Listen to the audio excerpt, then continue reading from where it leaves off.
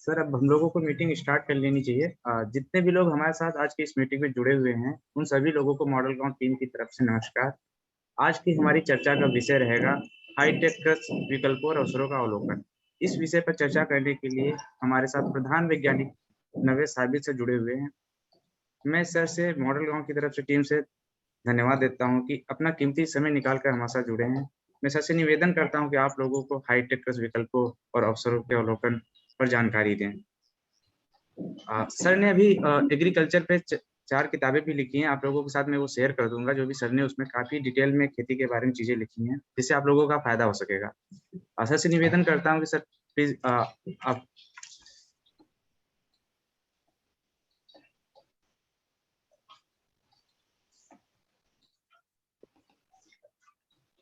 अच्छा, इसको लाइव किया हुआ यूट्यूब वगैरह पर?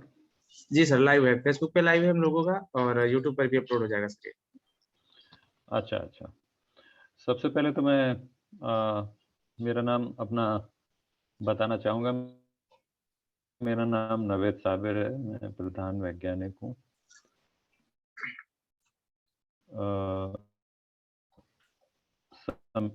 मैं जो है छोटा सा केंद्र है जो संरक्षित खेती पर काम करता है। संरक्षित खेती, संरक्षित कृषि प्रौद्योगिकी केंद्र, ये IRI संस्थान के अंदर है। इसमें मैं प्रधान वैज्ञानिक की हैसियत से कार्यरत हूँ। इससे पहले मैं समेकित नाशजीव प्रबंधन केंद्र में लगभग 18 वर्ष तक वहाँ पर रहा, और प्रधान वैज्ञानिक की हैसियत से ही था वहाँ पर। और वहाँ से फिर मेरा ट्रांसफ़र हुआ तो फिर मैं यहाँ आया हूँ। और मैं संरक्षित खेती में मुख्य तौर से तो समेकित नाशजीव प्रबंधन पर काम करता हूँ और किसानों के साथ काफ़ी संपर्क में रहता हूँ। अब क्योंकि संरक्षित खेती एक उच्च तकनीकी वाली खेती है। मेरी आवाज़ आ रही है सबको? जी सर, आ रही है, प्रबंध। ठीक है। तो संरक्षित खेती क्योंकि एक उच्च तकनीकी खेती है, तो मैं सबसे पहले अपना प्रेजेंटेशन ऑन करता हूँ। इसको शेयर करना पड़ेगा, एक सेकंड।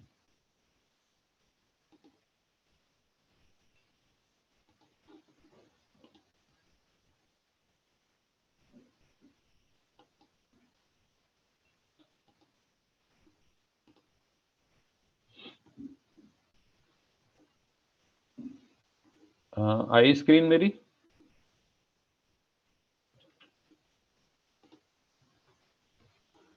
स्क्रीन दिखाई दी?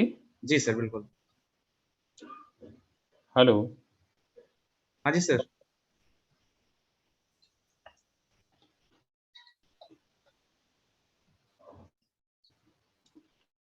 हेलो? हाँ जी हाँ सर, जी, आ मेरी रही है। यस नाविद जी, सुनाई पड़ रहा है। स्क्रीन भी आई थी, शायद अभी चली गई है। हाँ, अब अभी दिखाई पड़ रही है। Yes yes. अच्छा, तो अभी मैंने कहीं देखा कि हीरालाल सर भी आ चुके हैं, शायद मीटिंग ज्वाइन कर ली है उन्होंने। उनका भी बहुत बहुत स्वागत है। मैं आज छोटी सी चर्चा करूंगा उच्च तकनीकी या हाईटेक कृषि में विकल्पों और अवसरों का अवलोकन। जैसा कि आप दृश्य में देख रहे हैं, ये तो वैसे बाहर की फोटो है, लेकिन अब ये सारी तकनीकें यहाँ भी संभव हो गई हैं संरक्षित खेती के अंतर्गत। ये एक नर्सरी उत्पादन का दृश्य है, जिसमें कि सबसे उच्चतम तकनीकी जो है वो मिट्टी रहित खेती के अंतर्गत जो खेती की जाती है उसका दृश्य आप पीछे देख रहे हैं। मेरा पता संरक्षित कृषि प्रौद्योगिकी केंद्र, भारतीय कृषि अनुसंधान संस्थान, नई दिल्ली है, और मेरा ईमेल भी नीचे लिखा है। अगर आप में से कोई लोग इस संभाषण के बाद संपर्क करना चाहते हैं तो उनका स्वागत है। सबसे पहले तो हम अपने देश में जो विद्यमान खेती के परिदृश्य हैं उनका अवलोकन करते हैं कि हमारे यहाँ अभी भी बहुत ही डाइवर्सिटी है, और डाइवर्सिटी ही नहीं है, डिस्पैरिटी है। डिस्पैरिटी मतलब ऊंच नीच जिसको बोलते हैं। कुछ लोग हमारे किसान इतने अग्रशील हैं, इतने विकसित हैं, इतने व्यावसायिक स्तर पर हैं कि वो विश्व के किसी भी किसान से कम नहीं। दूसरी ओर हमारे तरफ किसान हैं जो कि उनकी उत्पादकता निम्नतर है और विश्व के जितनी निम्न से निम्न हो सकती है वो कभी हमारे वातावरण के कारण, कभी स्रोत के कारण, कभी ज्ञान के कारण, कभी छोटी जोत के कारण, कभी अवसर न मिलने के कारण।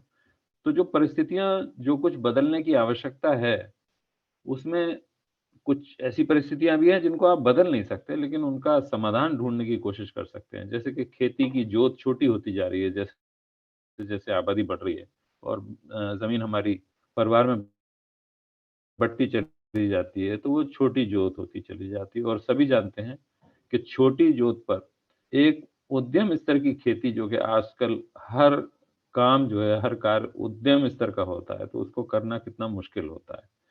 दूसरे, शिक्षा और ज्ञान की या तो कमी पाई जाती है, या जो शिक्षित लोग हैं उतने खेती में उतरते नहीं हैं, या शिक्षा या ज्ञान जो है वो कहीं और रखा रहता है किताबों में और संस्थानों में, और वो किसानों तक नहीं पहुंच पाता है, या पूर्ण रूप से नहीं पहुंच पाता है, या समय पर नहीं पहुंच पाता है। तो जो ज्ञान है और तकनीकी है वो नहीं पहुंच पाती है कभी-कभी। दूसरे, सिंचाई की जो कमी है वो जो जलवायु है हमारे देश की, वो बहुत ही विभिन्न है। कहीं सूखा पड़ रहा होता है, कहीं बर्फ पड़ रही होती है, कहीं बारिश हो रही होती है। दिसंबर में हमारे यहाँ तमिलनाडु में बारिश हो रही होती है, और हमारे उत्तरी भारत में और अधिकतर क्षेत्र में वो जुलाई, अगस्त, सितंबर तक बारिश होती है। दूसरे जगह पर कहीं-कहीं बारिश होती है, कहीं बिल्कुल नहीं होती है, कहीं पूरे वर्ष होती है। तो बहुत ही जो है विभिन्नता है देश में, हर स्तर पर, स्रोत के स्तर पर, वातावरण के स्तर पर, भाषा के स्तर पर, ज्ञान के स्तर पर। और क्योंकि विभिन्नता है और विषमता है, इसी कारण हमारे यहाँ निवेश की भी कमी है, मशीनीकरण की भी कमी है। फिर कहीं किसी को लोन नहीं मिल पाता है, किसी को लोन मिल जाता है तो उसके ऊपर इतना दबाव होता है कि आपने कुछ ऐसी चीज़ें भी देखी हैं कि किसान जो है बेचारे सुसाइड तक की नौबत आ जाती है। उसका कारण कुछ भी हो, लेकिन गरीबी, मैं तो मानता हूँ कि उसका मुख्य कारण गरीबी होती है या मजबूरी होती है, वरना अपनी जान कोई नहीं देना चाहता है। और जान हम सबकी बिल्कुल उतनी ही आवश्यक है जितनी कि देश के किसी नेता की, या देश के किसी विद्वान की, या एक गरीब परिवार की। तो वो जो मजबूरियाँ होती हैं देश के स्तर पर, जलवायु के स्तर पर, या विषमताएँ होती हैं जलवायु के स्तर पर या और स्रोत के स्तर पर। जब ऐसी विषमताएँ होती हैं, तो वो संगठन नहीं हो पाता है आदमी का, क्योंकि वो अपनी 2 जून की रोटी जोड़ने में ही लगा रहता है और उसका जुड़ाव नहीं हो पाता है। तो हर चीज़ उसकी असंगठित रहती है, और ख़ासतौर से जो मार्केट होती है, वो बहुत असंगठित होती है।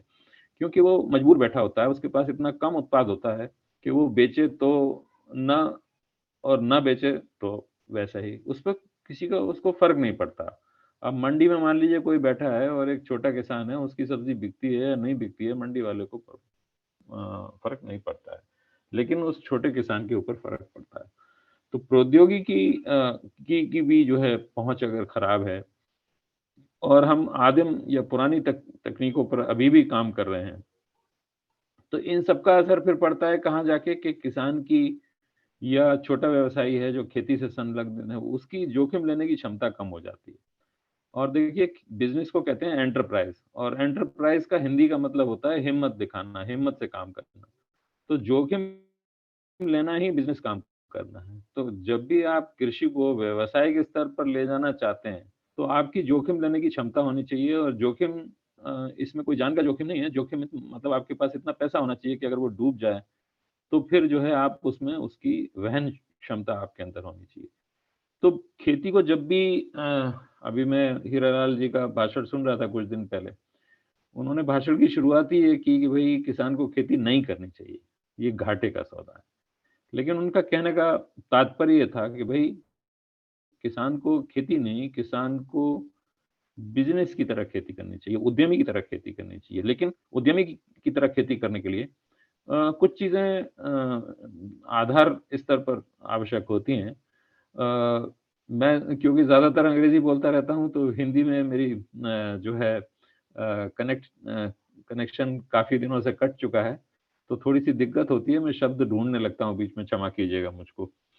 तो इसी तरीके से जो खेती के और उच्च स्तर हैं या विपणन के या मार्केटिंग के, कि उसको लेके अगर आप एक्सपोर्ट तक जाते हैं, तो जब हम नीचे स्तर पर ही जूझ रहे हैं, तो निर्यात तक पहुंचना हमारे लिए बड़ा मुश्किल होता है। उसी के खिलाफ अगर देखें, विपरीत रूप में अगर तुलना करें, तो उच्च तकनीकी आधारित खेती जो होती है, जो व्यावसायिक और प्रगतिशील उच्च तकनीकी युक्त खेती होती है, उसमें छोटे फार्म हों चाहे, लेकिन वो उनका प्रबंधन जो होता है वो व्यावसायिक स्तर पर होता है, प्रोफेशनल तरीके से होता है। इसीलिए उनकी उच्च उत्पादकता भी होती है। उनकी शिक्षा, ज्ञान और तकनीक और प्रौद्योगिकी तक उनकी पहुँच भी होती है। और जब उनका इस तरीके से व्यावसायिक रूप चलता है, तो उनके यहाँ निवेश भी आता है। उनके यहाँ मैकेनाइज़ेशन मशीनें भी अच्छी होती हैं।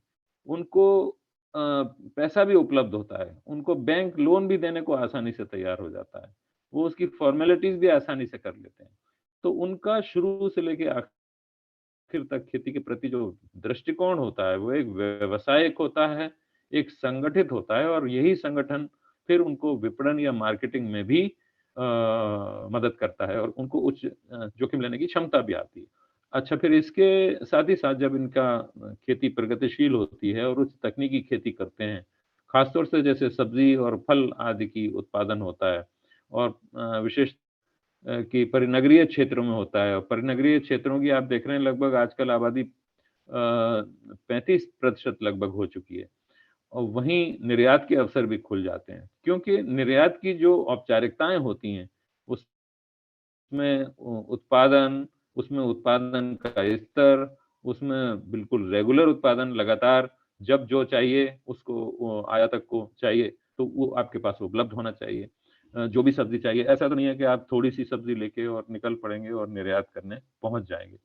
तो जो स्तर होता है उत्पादन का, उसकी गुणवत्ता का, उसकी निरंतरता का, वो अगर उपलब्ध होता है, तब निर्यात के स्तर तक आप पहुँच सकते हैं। तो देश में विद्यमान खेती का जो परिदृश्य है, वो बहुत विषम है, और इन विषमताओं को जोड़ने में मैं देखता हूँ कि जैसे हीरालाल सर की जो ये एक्टिविटी है और जो उनका कार्यक्षेत्र रहा है और उनका जो एक ड्रीम प्रोजेक्ट है मॉडल गाँव, वो उसको काफ़ी हद तक विषमताओं को वो दूर करने में सक्षम दिखाई देता है बहुत अच्छी तरीके से।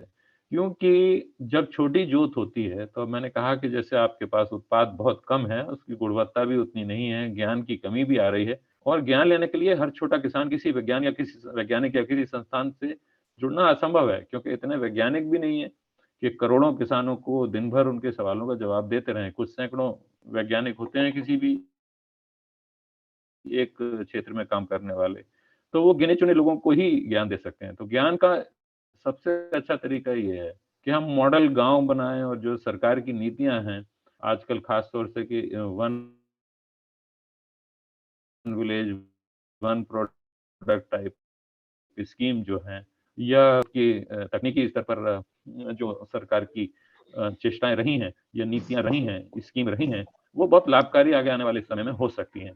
तो हम जब देखते हैं कि अगर हम इस मॉडल गाँव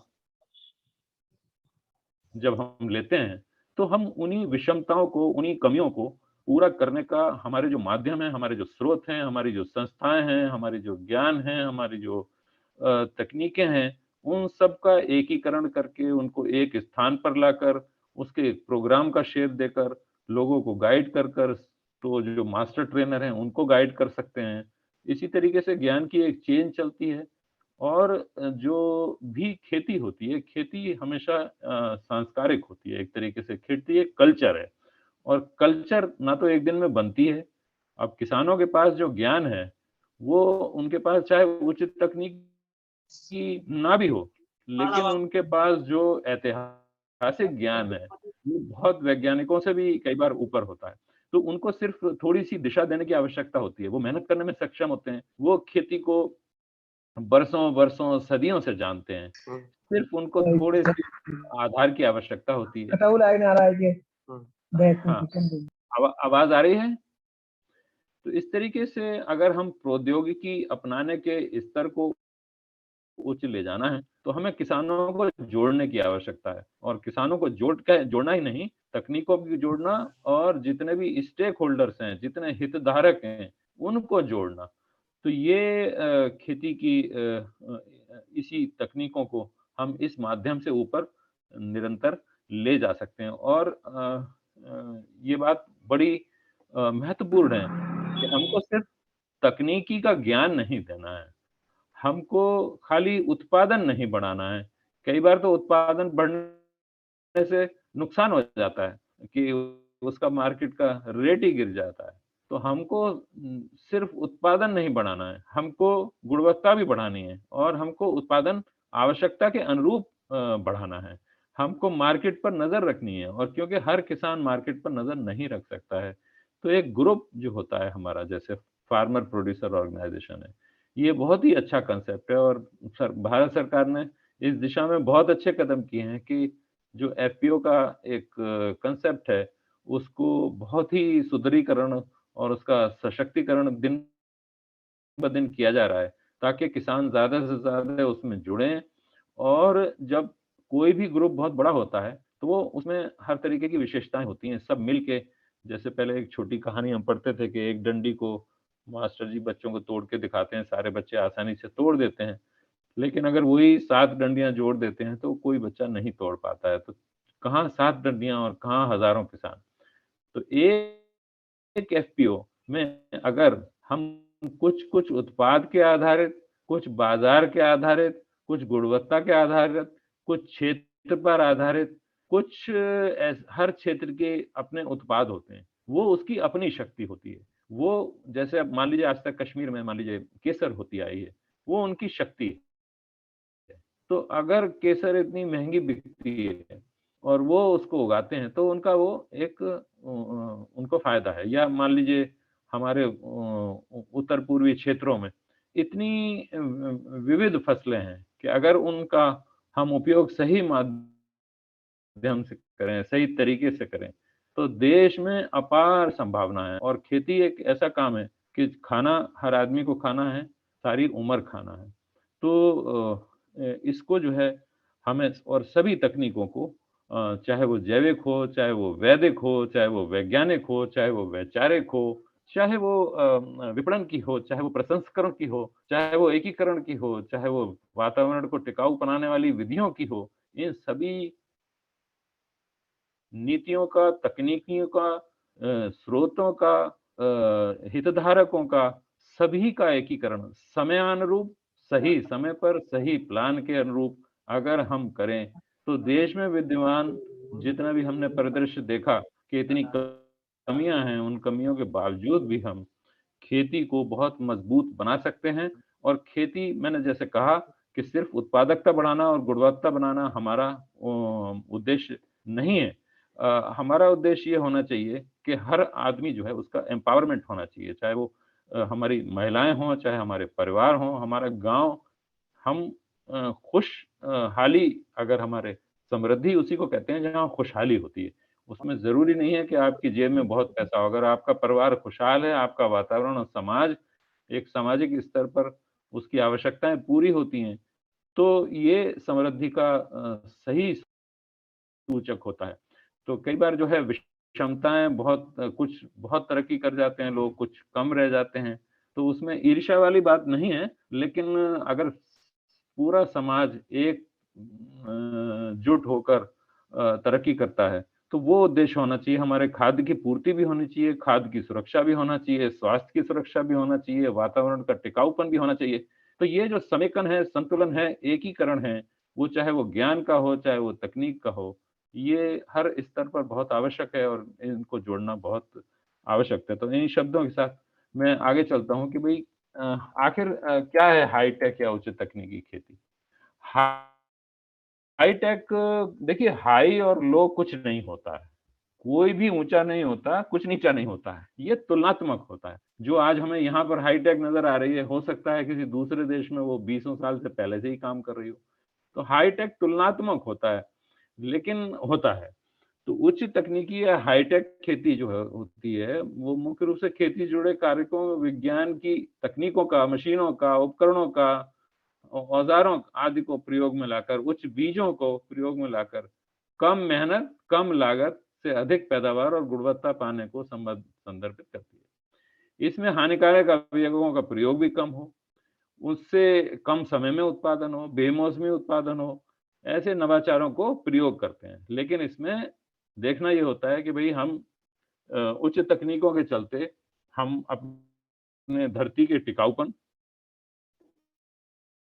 हमारे खाद्य की और स्वास्थ्य की सुरक्षा के लक्ष्यों को उच्च क्या नाम है, गुड एग्रीकल्चर प्रैक्टिसेस का ज़माना है या उत्कृष्ट कृषि प्रक्रियाओं का ज़माना है। तो उसमें सामाजिक स्वीकार्यता भी उसका एक दृष्टिकोण है, उसका भी हमको ध्यान रखना होता है। तो कठिन परिस्थितियों में जैसे कि ठंडे वातावरण में गर्मी वाली सब्जियाँ उगाना या गर्म क्षेत्रों में ठंडे क्षेत्र वाले सब्जियाँ या फल या कोई भी उत्पाद उगाना,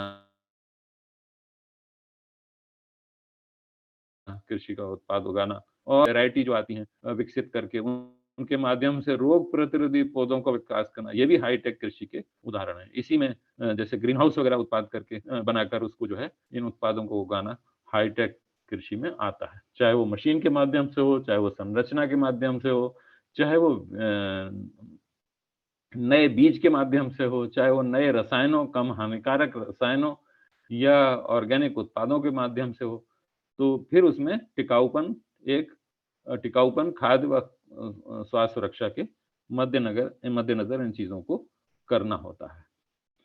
अब उच्च तकनीकी कृषि के अलग-अलग रूप आपको देखने को मिलते हैं, अलग-अलग संभावनाएँ देखने को मिलती हैं। अब ग्रीन हाउस या संरक्षित संरचनाओं में खेती होती है, उसी में हाईटेक नर्सरी उत्पादन भी होता है।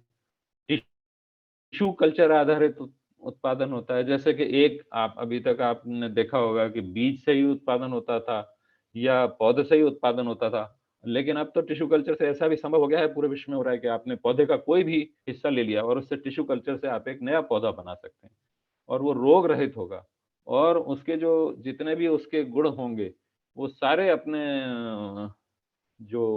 जैसा पौधा था बिल्कुल वैसे ही होंगे। जबकि अगर हम नॉर्मल तरीके से सब्ज़ी या कुछ भी फल व जो भी फसल उगाते हैं, उसमें जब क्रॉस पॉलिनेशन वगैरह हो जाता है, तो फसल में बदलाव आ जाते हैं। जैसा पिछली जनरेशन थी, अगला पौधा वैसा नहीं होगा, उसमें विषमताएँ आ जाएँगी। लेकिन टिश्यू कल्चर से जैसा पहला पौधा था, वैसे ही दूसरा पौधा होगा, वैसे ही तीसरा पौधा होगा, जैसे बिल्कुल मशीन से उत्पादन होता है। इसी दिशा में कुछ और भी इसके आयाम हैं, वो हैं जैसे कि मिट्टी रहित खेती। मिट्टी रहित खेती माने कि हाइड्रोपोनिक्स है जैसे। तो हाइड्रोपोनिक्स में क्या होता है कि हाइड्रो कहते हैं पानी से संबंधित, पोनिक्स जो है वो विधि है। तो पानी आधारित विधि है, यानी कि हम घुलनशील जो हमारे उर्वरक हैं, उनको पानी से देते हैं और उसमें मिट्टी का कहीं प्रयोग नहीं होता है, क्योंकि अधिकतर रोग जो होते हैं खेती में वो मिट्टी आधारित होते हैं। तो अगर हम मिट्टी रहित खेती करते हैं, हाइड्रोपोनिक्स पानी के माध्यम से, तो वो खेती में जो पौधे होते हैं वो बहुत स्वस्थ होते हैं, रोग रहित होते हैं। तो ऐसी खेती में उत्पादन बहुत अधिक होता है और उसकी गुणवत्ता बहुत ऊँची होती है। हालाँकि कुछ लोग उसमें सवाल करते हैं कि भई ये ऑर्गेनिक खेती के तुलना में उत्पादन अच्छा होता है या नहीं होता है। लेकिन ये सारी फसलों में ना तो संभव है और ना इस तरीके का डेटा अभी तक कुछ इस प्रकार से उपलब्ध है और ये बड़ा टेक्निकल और वैसा डिबेटेबल इश्यू है। इसके ऊपर बहुत बहस होती है। जैसे अमेरिका में तो उसको जैसे हाइड्रोपोनिक्स के उगाई हुई सब्जियाँ वगैरह हैं, उनको ऑर्गेनिक डिक्लेयर कर दिया है, लेकिन हमारे यहाँ इसको ऑर्गेनिक अभी भी नहीं कहते हैं। क्योंकि ऑर्गेनिक की जो परिभाषा है वो बिल्कुल सीधी-सादी है कि जहाँ भी कोई रसायन आप प्रयोग करते हैं, कृत्रिम रसायन आधारित जो भी खेती होती है, वो ऑर्गेनिक खेती नहीं होती है। जो हमारे प्राकृतिक रूप से प्रयोग किए जाने वाले आगत हैं, सिर्फ़ उन्हीं के माध्यम से उगाई गई फसल को आप जो है ऑर्गेनिक खेती कह सकते हैं। इसी तरीके से एरोपोनिक्स है। एरोपोनिक्स में क्या होता है कि जो हाइड्रोपोनिक्स में जो जड़ें होती हैं पौधे की आधी हवा में और आधी पानी में रहती हैं। एरोपोनिक्स में पूरी जड़ें हवा में रहती हैं उसको डार्क चैम्बर काले कमरे में जैसे रखते हैं और नीचे से पानी की फुहार जिसमें उर्वरक होते हैं उनको डाला जाता है टाइम टाइम पर। गर्मी होती है तो जल्दी-जल्दी डालते हैं, सर्दी होती है तो कम-कम डालते हैं, पौधे की बढ़वार के ऊपर भी निर्भर करता है। तो जितना उसको न्यूट्रिएंट एंड वाटर होता पानी चाहिए होता है, उसको एरोपोनिक्स की विधि से करते हैं। इसका भी उत्पादन बहुत अधिक होता है, मैं इसके कुछ दृश्य और दिखाऊँगा बाद में आपको। इसी तरह से वर्टिकल फार्मिंग होती है। आजकल शहरों में वर्टिकल फार्मिंग के बहुत दृश्य आपको नज़र आते होंगे। आप लोग सब यूट्यूब वगैरह देखने वाले हैं आजकल किसान भी सब। कभी देखिए सिंगापुर का एयरपोर्ट देखिए और दूसरे यूरोप की काफ़ी बिल्डिंग्स हैं जिनके ऊपर सब हरी-हरी बिल्डिंग्स नज़र आती हैं, पौधे ऊपर तक। कॉलोनीज़ में भी आती हैं जिसमें पूरे-पूरे बालकनी पर, छतों पर सब पौधे उगाते हैं और ख़ास तौर से चाइना में ऐसी बिल्डिंग्स आजकल बहुत ही पॉपुलर हो गई हैं। बहुत आम हो गई हैं, जिसमें वर्टिकल फार्मिंग का सहारा लेते हैं। तो ये उच्च तकनीकी के कुछ आयाम हैं, जो कि हम लोग देख रहे हैं और जिसने नहीं देखे हैं, वो मोबाइल इंटरनेट पर, यूट्यूब पर उसको बहुत आसानी से देख सकते हैं। अब संरक्षित खेती जो होती है, उसके क्या लाभ होते हैं? या उच्च तकनीकी आधारित खेती जो होती है, उसके क्या लाभ होते हैं? देखिए पहले तो इसका जैविक संरक्षण होता है कि कीट, रोग, व्याधि आदि से संरक्षण होता है। लेकिन यहाँ मैं ये क्लियर करना चाहूँगा कि ये जो संरक्षण होता है 100% नहीं होता है। काफ़ी कीट रोगों से इसका संरक्षण होता है, लेकिन जो कीट रोग व्याधि आती है फसलों पर, वो फिर बहुत अधिक भी आती है क्योंकि मान लीजिए ग्रीन हाउस आपने बनाया है तो उसके अंदर रोग तो नहीं आएगा, लेकिन जो रोग आएगा फिर वो रोग भी संरक्षित रोग रहता है। तो वो भी तेज़ी से बढ़ता है क्योंकि उसको फसल निरंतर उपलब्ध होती है, अच्छी स्वस्थ फसल उपलब्ध होती है और उसके ऊपर बाकी कारक काम नहीं कर रहे होते हैं। क्योंकि रोग जो है अगर बाहर होता है तो धूप से भी नियंत्रित होता है, बारिश से भी नियंत्रित हो सकता है कीट कोई-सा। जैसे व्हाइट फ्लाई बहुत ज़्यादा बारिश पड़ जाती है तो व्हाइट फ्लाई खत्म हो जाती है वो खुले खेत में, लेकिन ग्रीन हाउस में नहीं होती है। आवाज़ मेरी आ रही है? हेलो? हाँ जी सर, आ रही है। हाँ, प्रियेंद्र जी ज़रा बीच-बीच में बोलते रहिएगा वरना मुझको ऐसा लगता है मैं दीवार से बातें कर रहा हूँ। फिर नहीं सर, अजैव बिल्कुल आवाज़ संरक्षण आपकी आ जो रही है, बिल्कुल सुन भी रहे जी, थैंक यू। तो अजैव जो संरक्षण होता है, जो उसमें प्रतिकूल जलवायु की परिस्थितियाँ होती हैं, पानी की कमी है या अधिक तापमान है या जो है आपके उसमें सॉल्ट ज़्यादा आ गया है, ईसी ज़्यादा है, बहुत सारे जो भी अजैविक या न्यूट्रिएंट की कमी है, मिट्टी खराब हो गई है उसमें अगर आप संरक्षण नहीं हो पाता है, तो आप संरक्षित खेती में या मिट्टी रहित खेतियों में इनसे संरक्षण करते हुए आप खेती कर सकते हैं। उत्पादकता भी उच्च होती है, खुले मैदानों की तुलना में 5 से 10 गुनी उत्पादकता होती है क्योंकि आप इसमें जो पानी देते हो, वो नियंत्रित देते हो, संतुलित देते हो, उर्वरक देते हो, संतुलित देते हो। फिर आप उसमें हवा, पानी का आवागमन भी नियंत्रित करते हो। फिर उसमें बारिश से सुरक्षा होती है, कोहरे से सुरक्षा होती है। दूसरे आप बेमौसमी फसल भी उगाते हो। अब खुले में तो जैसे मान लीजिए कद्दू वर्गीय फसलें होती हैं, 1-2 होती हैं, लेकिन आप ग्रीन हाउस के अंदर 3 से 4 फसलें भी एक उसमें ले सकते हो। अब मान लीजिए लेट्यूस है जो पत्ता सलाद का उसमें सैंडविच वगैरह में डाल के खाते हैं। वो आप 1-2 फसलें ही 3 फसलें ले पाते हो खुले में, लेकिन अगर ग्रीन हाउस में है, तो आप 9 फसलें भी ले सकते हो 1 साल में। लगातार पूरे वातावरण क्योंकि आपने नियंत्रित वातावरण किया अंदर ग्रीन हाउस के और आपने कोई सी भी सब्जी कभी भी उगा ली बशर्ते कि आपको उसकी विधि पता है, तकनीकें पता है। दूसरे फिर जो खुला खेत होता है उसमें जो फसलें होती हैं, उनको आप फैलाते हो तो एक क्षेत्र में कम पौधे आ पाते हैं। जबकि ग्रीन हाउस में पौधों को बेल की तरह ऊपर चढ़ाते हैं। जैसे कि टमाटर है ग्रीन हाउस में। ग्रीन हाउस में टमाटर जब आप उगाते हो, तो ना सिर्फ़ वो वैरायटी अलग होती है, वो खुले खेत में आप उगाते हो 4-5 फुट के ऊ ऊ ऊपर हो पाता है। वो भी जब होता है जब आप उसमें कुछ सहारा लगाते हो, स्टेक लगाते हो। लेकिन ग्रीन हाउस में जो है वो आप उसको 30 से 35 फुट लंबा टमाटर उगा लेते हो। वो खुले खेत में आप उसे 4 से 5 महीने के लिए उगाते हो। ग्रीन हाउस में उसको आप 8 से 9 महीने उगाते हो। तो आपकी जो उत्पादकता है, फिर उसके बीज भी महँगे हाइब्रिड वाले आते हैं, तो उनकी उत्पादकता ऐसे भी अधिक होती है। तो आप बड़े आराम से 5 से 10 गुना उत्पादन ग्रीन हाउस में ले सकते हो। तो आपका खर्चा तो अधिक होता है, लेकिन खुले मैदानों की तुलना में आप बहुत अच्छी उत्पादन और गुणवत्ता के साथ ले सकते हो, बशर्ते कि आप उनकी सारी तकनीकों उनके बीज, उनका उपचार, उनकी विधि, उसकी नर्सरी अगर आप हर स्तर पर उन चीज़ों का ध्यान रखते हो, तो उत्पादकता आप बहुत अच्छे से बढ़ा सकते हो।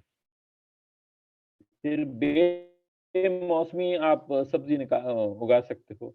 कीटनाशकों का भी उपयोग आप कम कर सकते हो। जैविक और सुरक्षित शाकाहारी उत्पादन के लिए भी आप एक मजबूत आधार तैयार कर लेते हो। फिर ये जो ग्रीन हाउस की खेती होती है, इसको आप उद्यमता के मॉडल के रूप में ये अपनाने लायक होती है। आजकल काफ़ी लोग कहते हैं कि भई नई जो जनरेशन है, नई पीढ़ी जो है वो कृषि की ओर आकर्षित नहीं हो रही है, कृषि में वो काम करना नहीं चाहते हैं, उतनी मेहनत नहीं करना चाहते हैं। लेकिन सच्चाई ये है कि पुराने ज़माने में लोग ज़्यादा कहीं जा नहीं पाते थे। ना नौकरी के अवसर होते थे, ना कहीं जानकारी होती थी, ना कोई जुड़ाव होता था। कोई कुछ जानता ही नहीं था, तो अपने क्षेत्र तक लोग सीमित रहते थे और उसी में जो अवसर होते थे, उन्हीं को करते थे, खेती करते थे। आज का जो युवा है, उसको पूरे विश्व में क्या-क्या अवसर हैं, उसको पता है। तो अगर वो खेती की ओर आकर्षित नहीं हो रहा है, तो उसे ज़बरदस्ती नहीं की जा सकती। इसका मतलब वो जागरूक है कि खेती से और अच्छे उद्यम या अवसर उसके लिए मौजूद हैं। इसी तरीके से अगर संरक्षित खेती है और उसको एक उद्यमता के मॉडल और रूप में अगर उसके सामने रखा जाता है, तो वो उससे आकर्षित होता है और आज हम देख रहे हैं देश में मैं सैकड़ों ऐसे लोगों को जानता हूँ जो आईआईएम करके और आईआईटी करके अमेरिका से नौकरी छोड़ के और ऑस्ट्रेलिया से पढ़ाई करके वो आ रहे हैं और खेती को उद्यम के रूप में अपना रहे हैं। तो कोई भी काम तो बुरा होता नहीं है और खेती तो सबसे ही अच्छा काम है। क्योंकि ये हमारे खाने का है, हमारे आहार का है, हमारे संस्कार का है, हमारे वातावरण का है, हमारे स्वास्थ्य का है, हमारे परिवार का है, हमारी मिट्टी से, धरती से जुड़ाव का है, तो खेती खराब कैसे हो सकती है? खेती तो एकदम से जैसे भगवान का दिया काम है। तो वो जो है इसको अपनाना तो एक हमारे लिए बहुत गर्व की विषय है सही मानों में। लेकिन अगर उसको हम उद्यमता के रूप में देखें, स्वस्थ रूप में देखें, एक चैलेंज के रूप में देखें, एक मॉडल के रूप में देखें, एक उद्यम के रूप में देखें, तो निसंदेह कृषि बहुत ही मतलब चुनौती भरा लेकिन बहुत ही अच्छा काम है। जिससे कि आप जब खेत लहलहाता देखते हो तो जो आनंद की अनुभूति होती है, वो शायद शहर में रहने वाले दूसरे लोग शायद कभी नहीं कर पाते होंगे उस अनुभूति का अनुभव। तो इसी तरीके से प्राकृतिक संसाधनों का भी आप न सिर्फ इष्टतम बल्कि संतुलित उपयोग आप कर सकते हैं खेती के माध्यम से। उच्च तकनीकी खेती के माध्यम से क्योंकि आप स्रोतों की अगर आप बचाते हो, तो एक तरीके से आप धरती के टिकाऊपन में अपना योगदान दे रहे हो। जितना संसाधन आप बचाते हो, जितना पानी आप बचाते हो, आप समझ लो आप धरती के जीवन को बढ़ावा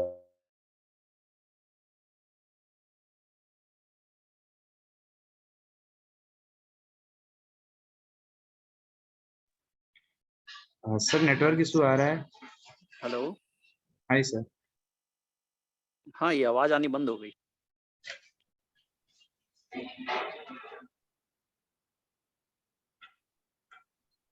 हेलो। हेलो। आवाज़ आनी बंद हो गई उनकी। अ,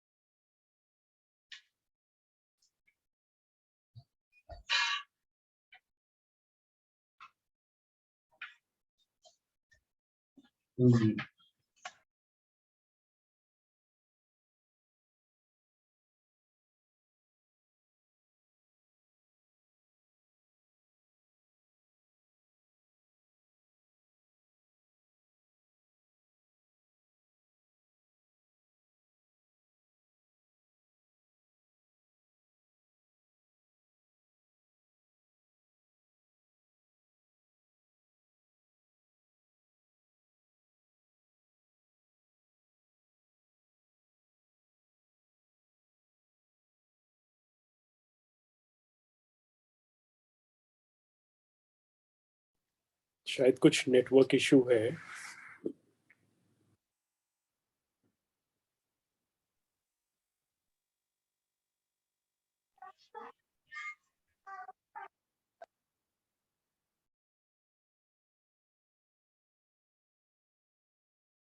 सर रिज्वाइन कर लीजिए एक बार वापस आप।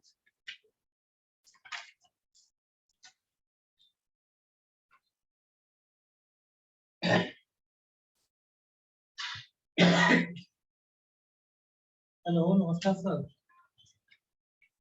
अरे सर कैसे हैं? सर आज हमारी कैसे वेबिनार है सर जीसीबी प्लान पे सर।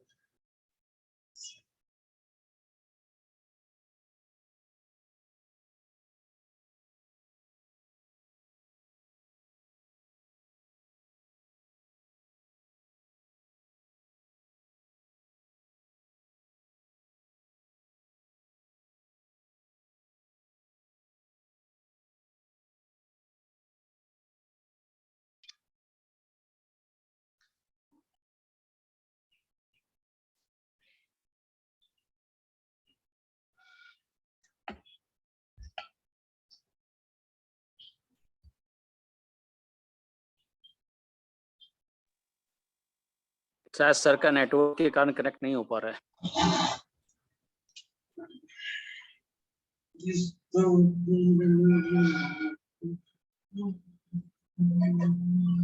हेलो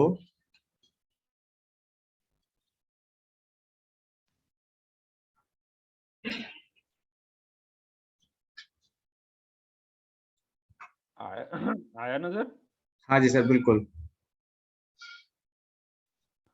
हाँ जी, आ गई आवाज भी? जी सर। Very good. तो मैं आपने कहाँ तक सुना था? फिर मैं वहीं से शुरू करता हूँ। सर आप वर्टिकल खेती के बारे में बता रहे थे। चाइना का एग्जांपल दे रहे थे, वहाँ पे बहुत सारे मतलब हाउसेस हैं जहाँ पे वर्टिकल खेती यूज हो रही है।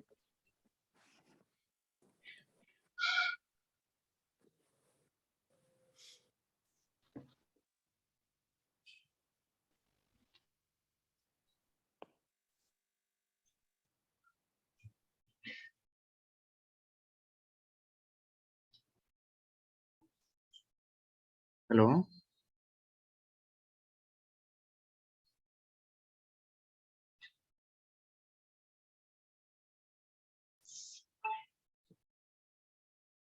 हेलो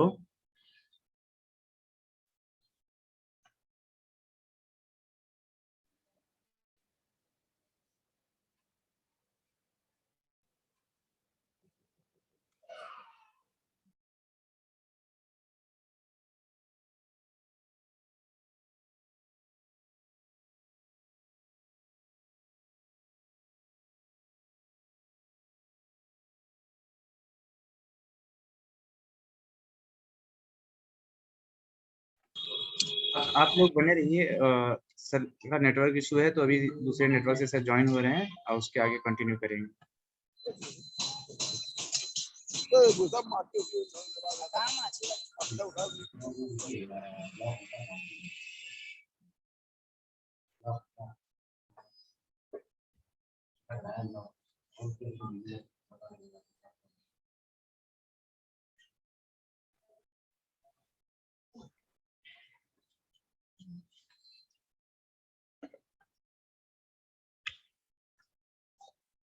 यही तो है।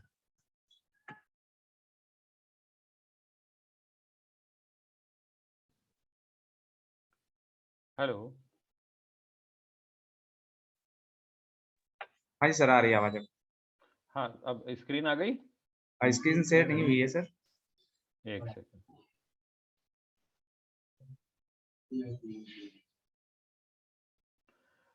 Host disabled attendee screen share. Okay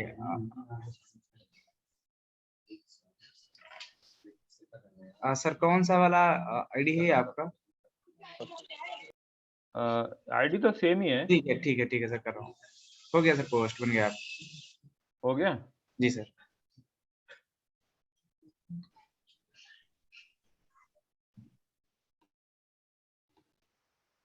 आ गई? जी सर, आ गई, स्क्रीन शेयर हो गई। स्क्रीन आ गई। जी सर। सर हम लोग चर्चा कर रहे थे कि हाँ, वर्टिकल तो ये वाली हम हाँ ठीक है, वो तो बात खत्म हो गई। ये वाली स्लाइड आई थी आपकी पहले, बंद होने से पहले? जी सर, यही वाली स्लाइड पे चल रहे थे हम लोग। अच्छा ठीक है। तो इस तरीके से ये सारे पॉइंट कवर हो गए थे। परिनगरीय क्षेत्रों के लिए मैं बात कर रहा था।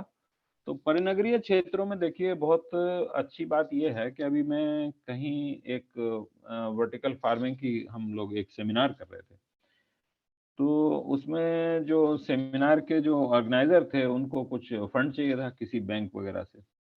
तो उन्होंने उनसे बात करी होगी, तो उन्होंने कहा भाई देखो हम तो जो है वो गाँव को फंड देते हैं।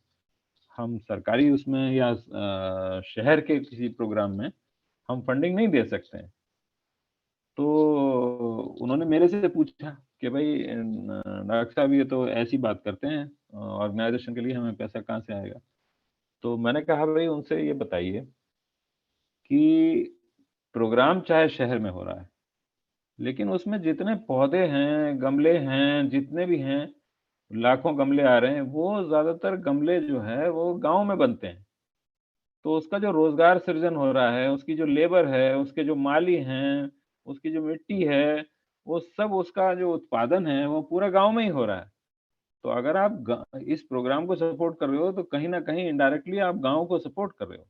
तो परिनगरीय क्षेत्रों के लिए और जो हमारे गाँव, सुदूर गाँव के भी जो क्षेत्र हैं, इस तरीके से काफ़ी हम चाहे वर्टिकल फार्मिंग कर रहे हों, लेकिन उसके काफ़ी पौधे जो होते हैं, वो हमारे सुदूर क्षेत्र से, गाँव से या परिनगरीय क्षेत्र से आते हैं।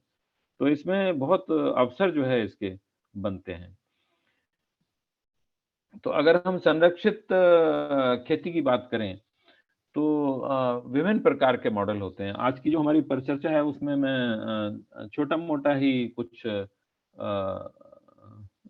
इसका परिदृश्य दूँगा, क्योंकि ये हर तकनीक जो है वो काफ़ी अपने आप में एक बड़ा प्रोजेक्ट होता है। तो उसके बारे में अधिक जानकारी देना शायद अभी संभव ना हो समय की कमी के कारण। तो उसके लिए हर तकनीक के ऊपर एक अलग आप प्रोग्राम इस प्रकार का रख सकते हैं, जो भी हमारे किसान भाई या जो एफपीओ इसमें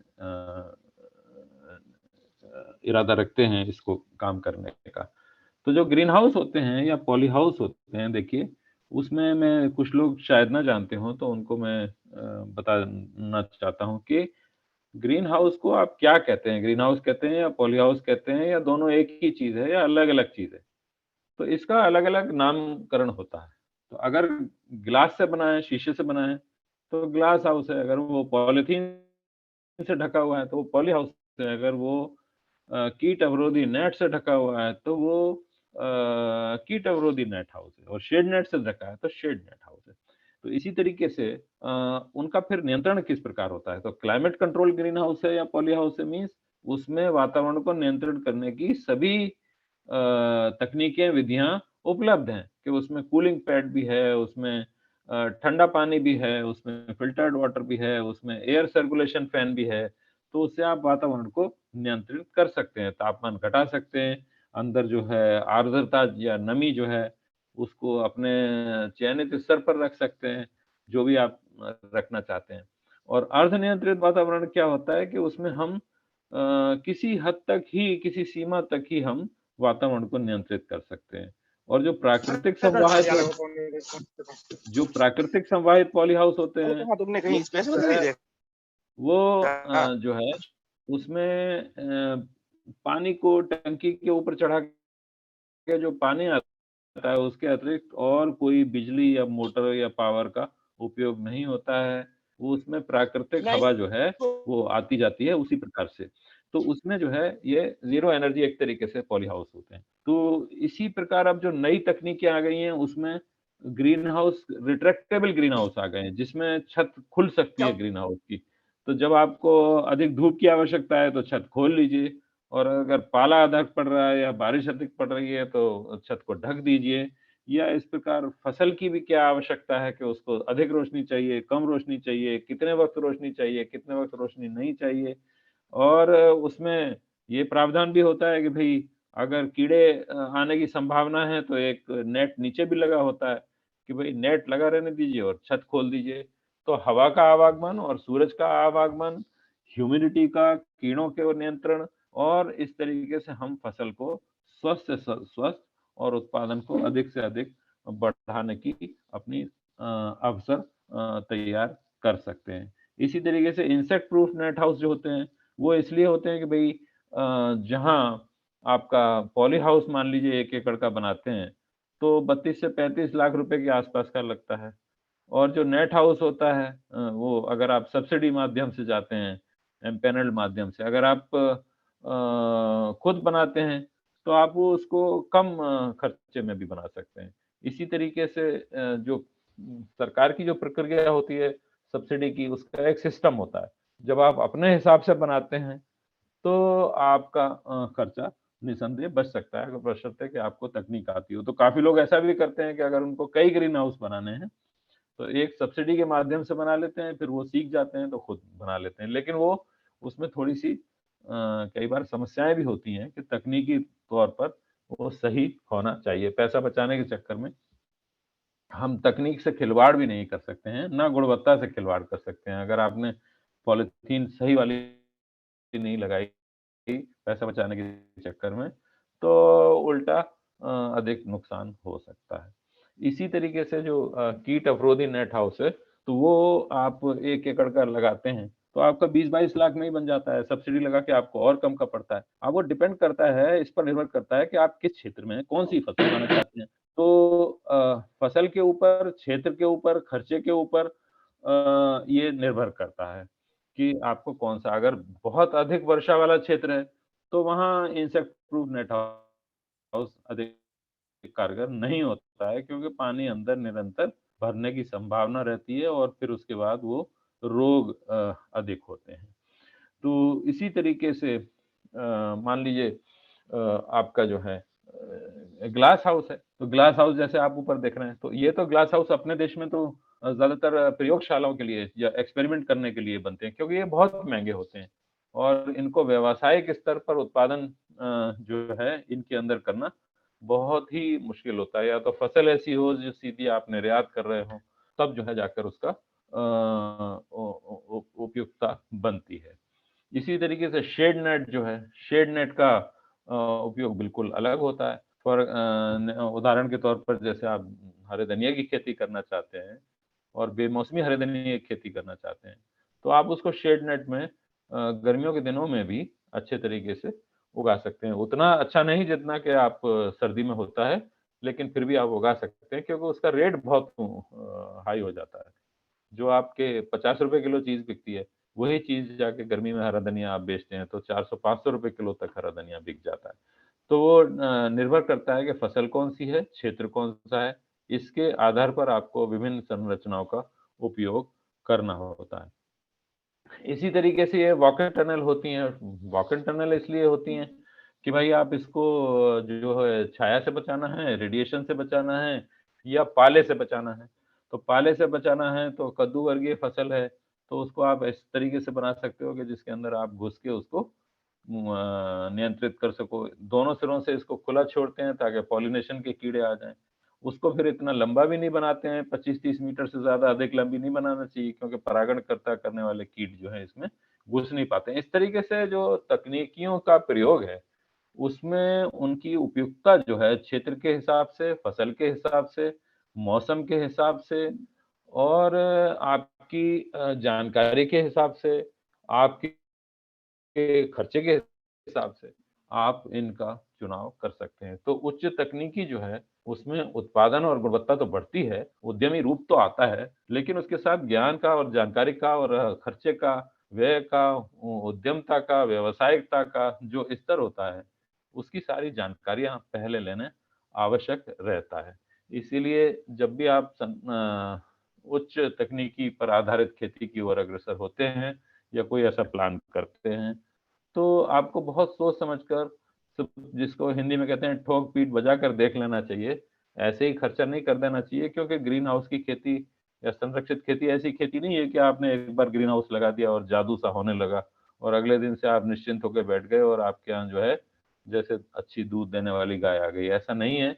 आपको निरंतर कोशिश करनी होती है, ज्ञान हासिल करना होता है, जुड़ाव रखना होता है और इसमें जो भी संरचनाएँ आपकी होती हैं, उनको विशेष रूप से ही अपनाना होता है जैसे की आवश्यकता है। अब ठंडे बर्फीले क्षेत्रों में जैसे लेह है, तो उसमें जो है ट्रेंच कल्टीवेशन करते हैं, ज़मीन की गर्मी का प्रयोग किया जाता है। मल्चिंग का प्रयोग करते हैं जहाँ पर खरपतवार अधिक होते हैं, तो मल्चिंग का प्रयोग जो है वहाँ करते हैं, या चूसक कीड़े ज़्यादा आ रहे हैं तो उनको भगाने के लिए भी करते हैं। तो थ्रिप्स वगैरह आते हैं तो सिल्वर ब्लैक का प्रयोग करते हैं, व्हाइट फ्लाई आती है तो येलो का करते हैं, वीड के लिए होते हैं तो सिल्वर ब्लैक का करते हैं। और अगर नेमेटोड के लिए करना होता है तो वो फसल से पहले उसको सूर्य तपीकरण के लिए या सोलराइजेशन के लिए पतली पॉलीथीन का प्रयोग करते हैं।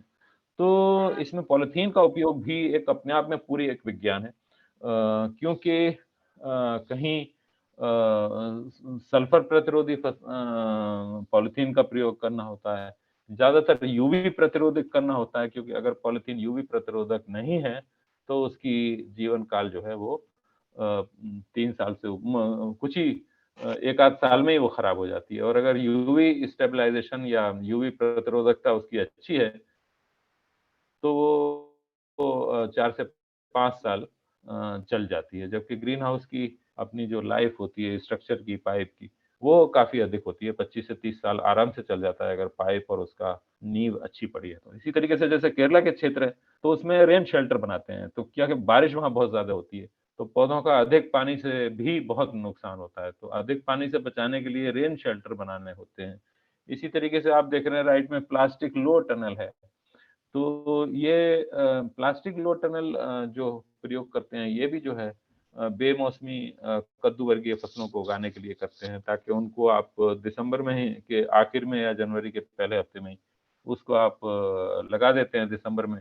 और फिर जब वो फसल निकलती है, पौधे छोटे होते हैं, नर्सरी उसकी जैसे ही अंकुरित होते हैं, तो उनको पाले से बचाव हो जाता है। अन्यथा अगर ये खुले में उगाते हैं, तो पाला जो है कद्दू वर्गीय फसलों का को बहुत हानि पहुँचाता है, उनकी तुरंत मृत्यु हो जाती है पौधों की ठंड से, क्योंकि उनके अंदर क्या आइस क्रिस्टल फॉर्मेशन हो जाती है, जैसे बर्फ बन जाता है पौधे के अंदर, तो वो पौधे तुरंत मर जाते हैं, जैसे ही फिर धूप पड़ती है वो पूरे मुरझा के गिर जाते हैं। तो प्लास्टिक लो टनल में उसका बचाव हो जाता है। उसके बाद जब पौधे बड़े होते हैं, उनमें फूल आ जाता है, उनमें परागण की आवश्यकता होती है। तो अगर ठंड अभी भी पड़ रही है रात में, दिन की ठंडक ठीक हो चुकी है, तो आप पॉलीथीन को खोल के थोड़ी देर पॉलिनेशन के लिए टाइम दे सकते हैं और बंद कर सकते हैं। और जब आपकी ठंड रात की भी कम हो जाती है, तो फिर आप इन पॉलीथीन को हटा के रख सकते हैं, रोल करके रख सकते हैं और इसको कई वर्षों तक अगर आप प्रयोग करते हैं, तो आपकी प्रति फसल लागत भी कम हो जाती है।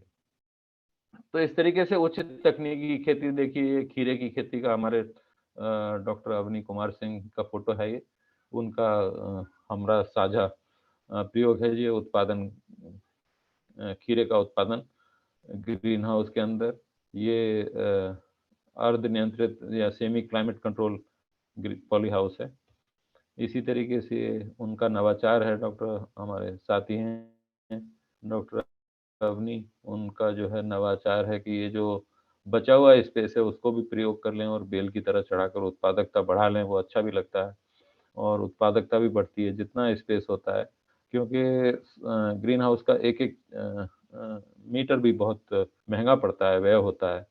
प्रति मीटर 700 से 2000 मीटर का खर्चा आता है, तो उसमें से अगर आप कुछ उत्पादन ले लेते हैं, तो आपकी उत्पादन वृद्धि होती है। ये एक प्राइवेट मैंने फ़ोटो खींचा था, जरबेरा की खेती हो रही है। जरबेरा जो है वो थोड़ा-सा इसको जो ठंडा वातावरण होता है उसमें ये फसल ज़्यादा अच्छी होती है, गर्म क्षेत्रों के लिए उतनी उपयुक्त नहीं है। अन्यथा गुणवत्ता चली जाती है और जो है और समस्याएँ भी काफ़ी बढ़ जाती हैं। इसी तरीके से उच्च तकनीकी में अगला जो अध्याय आता है नर्सरी उत्पादन का आता है, क्योंकि अगर आपकी नर्सरी स्वस्थ है, तो आप नर्सरी उत्पादन न सिर्फ स्वस्थ नर्सरी का उत्पादन कर सकते हैं, अपितु आप इसको एक उद्यम के रूप में भी अपना सकते हैं। जहाँ 1 एकड़ हमारे यहाँ 10-20 हज़ार से 30 हज़ार तक ज़्यादा से ज़्यादा 50 हज़ार तक लीज पर उपलब्ध होता है। आप जो है 1 एकड़ ग्रीन हाउस वेजिटेबल नर्सरी से आप 25 से 50 लाख रुपए साल भी कमा सकते हैं, और फूलों की खेती से तो और अधिक कमा सकते हैं, और टिश्यू कल्चर अगर आप करते हैं उसके बेस पर तो और भी अधिक कमा सकते हैं। बस वो लागत बढ़ती चली जाती है, ज्ञान का स्तर और उद्यमता का और व्यावसायिकता का जो प्रोफेशनलिज्म का स्तर है वो बढ़ता चला जाता है, और उत्पादन क्षमता बढ़ती चली जाती है। लेकिन इसके लिए आपके पास पहले से मार्केट होना चाहिए। अगर आपके पास मार्केट पहले से नहीं है और आपने नर्सरी उत्पादन करके रख ली, तो आपका वो सारा पैसा डूब भी सकता है, क्योंकि नर्सरी उत्पादन करने के लिए आपको पहले से मार्केट होना चाहिए। तो टिश्यू कल्चर आजकल काफ़ी फसलों में आ गई है, और अब तो लोग बड़े-बड़े कंपनियों से, विदेश से अपना जो है वो एमओयू कर लेते हैं, और साझा उत्पादन की तकनीकें अपनाकर इससे काफ़ी अधिक लाभ की संभावना है। तो ये उच्च तकनीकी के स्तर जो हैं, वो बहुत ही दूर तक जाते हैं। फिर जो है मिट्टी रहित खेती में, जैसे मैं हाइड्रोपोनिक खेती का कर रहा था, ये आजकल अपने देश में पूरी तरीके से लगभग लागू हो चुकी है। अभी संभवतः सब्सिडी तो इस पर मिलना शुरू नहीं हुई है, लेकिन शायद अगले वर्ष से कुछ ही दिनों में, 3-4 महीने के अंदर शायद ये सब्सिडी भी लागू हो जाए। मैं उस इतना ज्ञान मुझे इस बारे में नहीं है, लेकिन मैं सुनी हुई बात कह रहा हूँ। तो हाइड्रोपोनिक खेती में बहुत अवसर हैं, लेकिन इसमें भी यही है कि चुनौतियाँ ये है कि खर्चा बहुत अधिक होता है, और अगर आपके पास मार्केट नहीं है, तो फिर नुकसान की संभावनाएँ भी बन जाती हैं। इसलिए ये इस प्रकार की खेतियाँ ऐसी हैं कि जिसमें आपको पहले मार्केट जैसे एक अनुबंध करना होता है। तो अनुबंधात्मक खेती अगर आप करते हैं, या तो वो करें।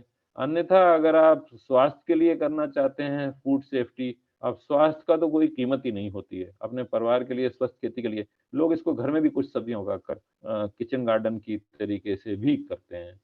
तो ये विधि आजकल बहुत पॉपुलर हो रही है, और बहुत सारे उद्यमी नवाचार के साथ आ रहे हैं, नए-नए प्रयोग कर रहे हैं, और इसमें लाभ के बहुत अवसर हैं। जो 1 एकड़ की खेती आप ग्रीन हाउस बनाते हैं, तो आपको लगभग 3 वर्ष लग जाते हैं आपको अपना खर्चा बराबर करने में। लेकिन अगर आपके पास मार्केट है और एक्सपोर्ट है, तो हाइड्रोपोनिक विधि द्वारा आप 1 डेढ़ साल में ही जितना भी खर्चा होता है, आप पूरा वापस निकाल सकते हैं। लेकिन सबसे, जैसे मैंने कहा, कि आपके पास तकनीक होनी चाहिए, आपके पास ट्रेन्ड मैन पावर होनी चाहिए, आपको पूरी जानकारी होनी चाहिए, आपके पास मार्केट होनी चाहिए। तो फिर ये रोग रहित और बहुत ही स्वस्थ फसल उत्पादन आप कर सकते हैं। इसका जैसा कि आप देख रहे हैं दृश्य। एरोपोनिक खेती में जैसा कि मैं पहले ही बता चुका हूँ, इसका एक बहुत अच्छा नवाचार है जो ये अपने पंजाब एग्रीकल्चर यूनिवर्सिटी के पास इसका पेटेंट है, और वहाँ सर आप जो भी उद्यमी इसको करना चाहते हैं, वहाँ से इस नवाचार को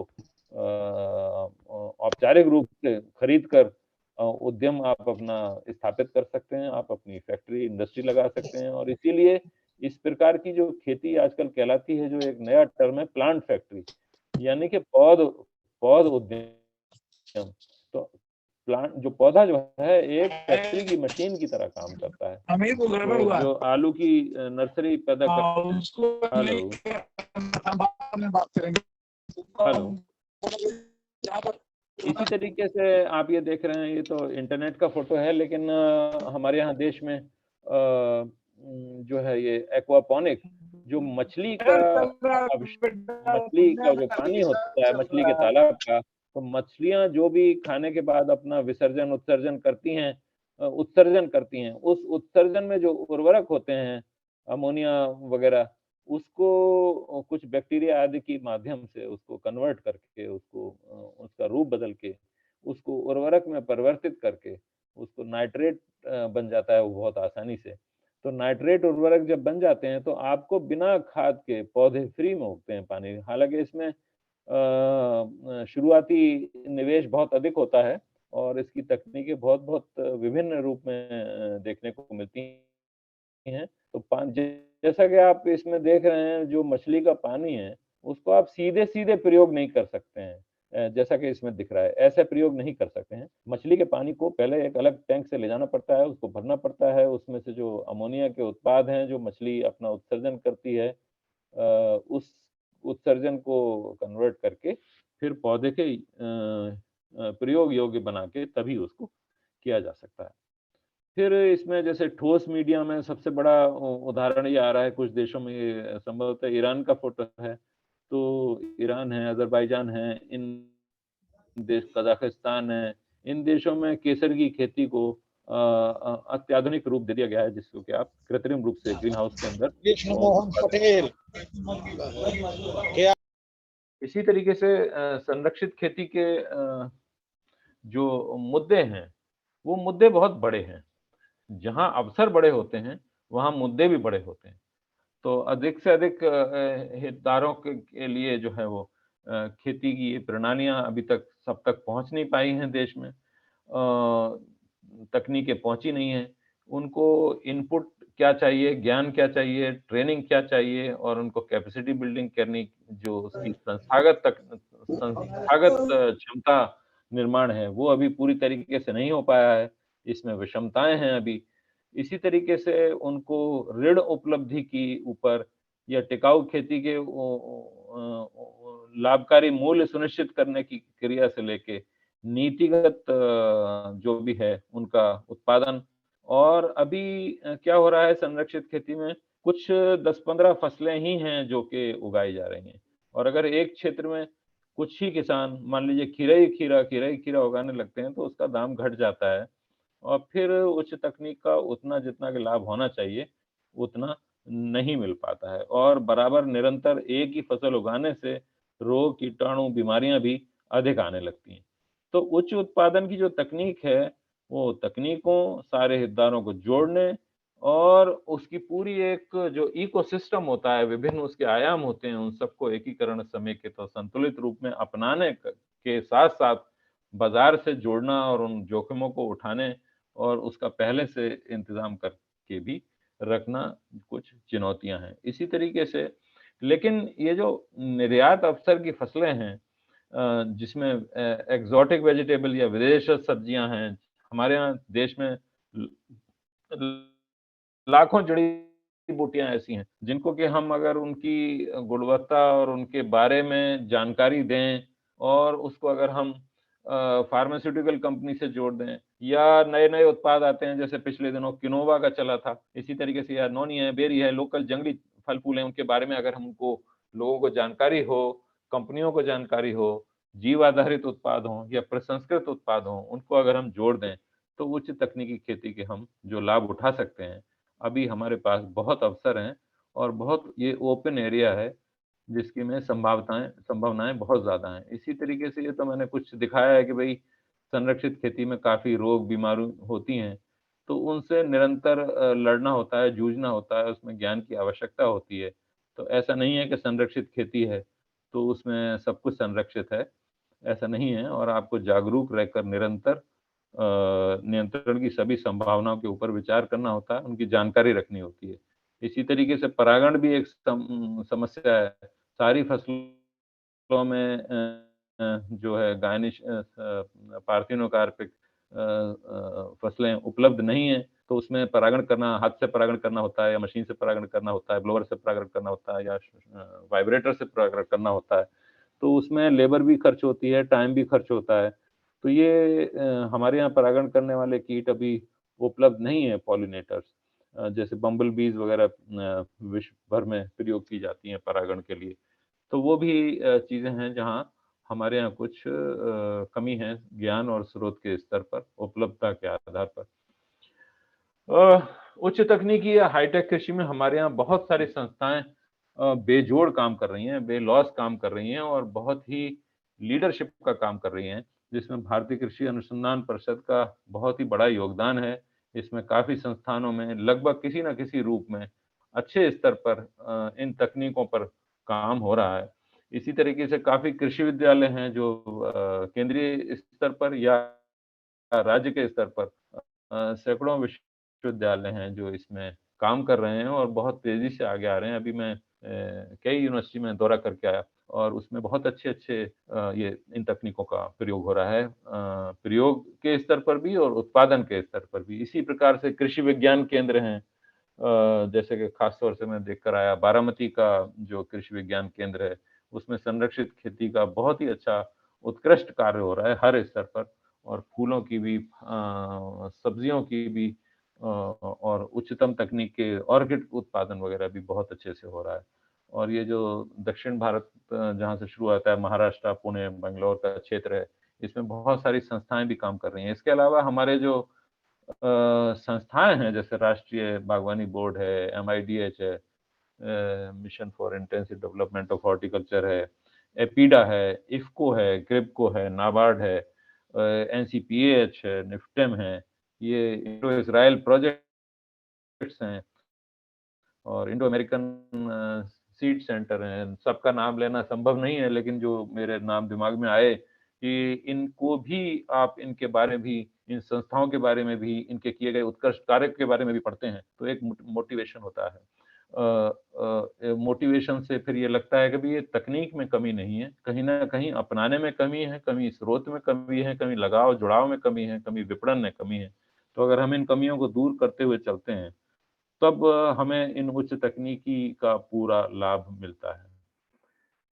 अब मैं, कुछ पॉइंट हैं जो कि आप लोग मॉडल गाँव में, जो मैं बहुत वर्षों से मैं भी सोचता था, लेकिन हम लोग क्योंकि संस्थान से जुड़े लोग हैं, और जो नीतिगत कार्य होते हैं उसमें हमारी दखल बहुत कम होती है। हम लोग तो बहुत छोटे स्तर पर एक कुछ प्रयोग स्तर पर काम करने वाले हैं और तकनीक विकसित करने के ऊपर कार्य करते हैं। लेकिन जो नीतिगत कार्य होते हैं, उनका उनका जो असर होता है पूरे देश पर, वो बहुत अधिक होता है और बहुत जल्दी होता है। जो रिसर्च है, टेक्नोलॉजी है, वो धीरे-धीरे जाती है, धीरे-धीरे लोग समझते हैं, धीरे-धीरे उनके आगत उपलब्ध होते हैं। लेकिन अगर हमारी योजना और हमारा मॉडल जो है, हमारी पॉलिसी, हमारी जो है, क्या कहते हैं उसको, विज़न अगर ठीक है और आधिकारिक स्तर पर अगर इसको, पॉलिसी को, नीति को अच्छे से चलाया जाता है, तो इसके बहुत अच्छे और दूरगामी हमें परिणाम मिलते हैं। और ऐसी ही संभावना मैं मॉडल गाँव से संबंधित योजनाओं के आधार में देख रहा हूँ, और ये बहुत हर्ष का विषय है कि हीरालाल सर जैसे लोग इसमें जुड़े हैं।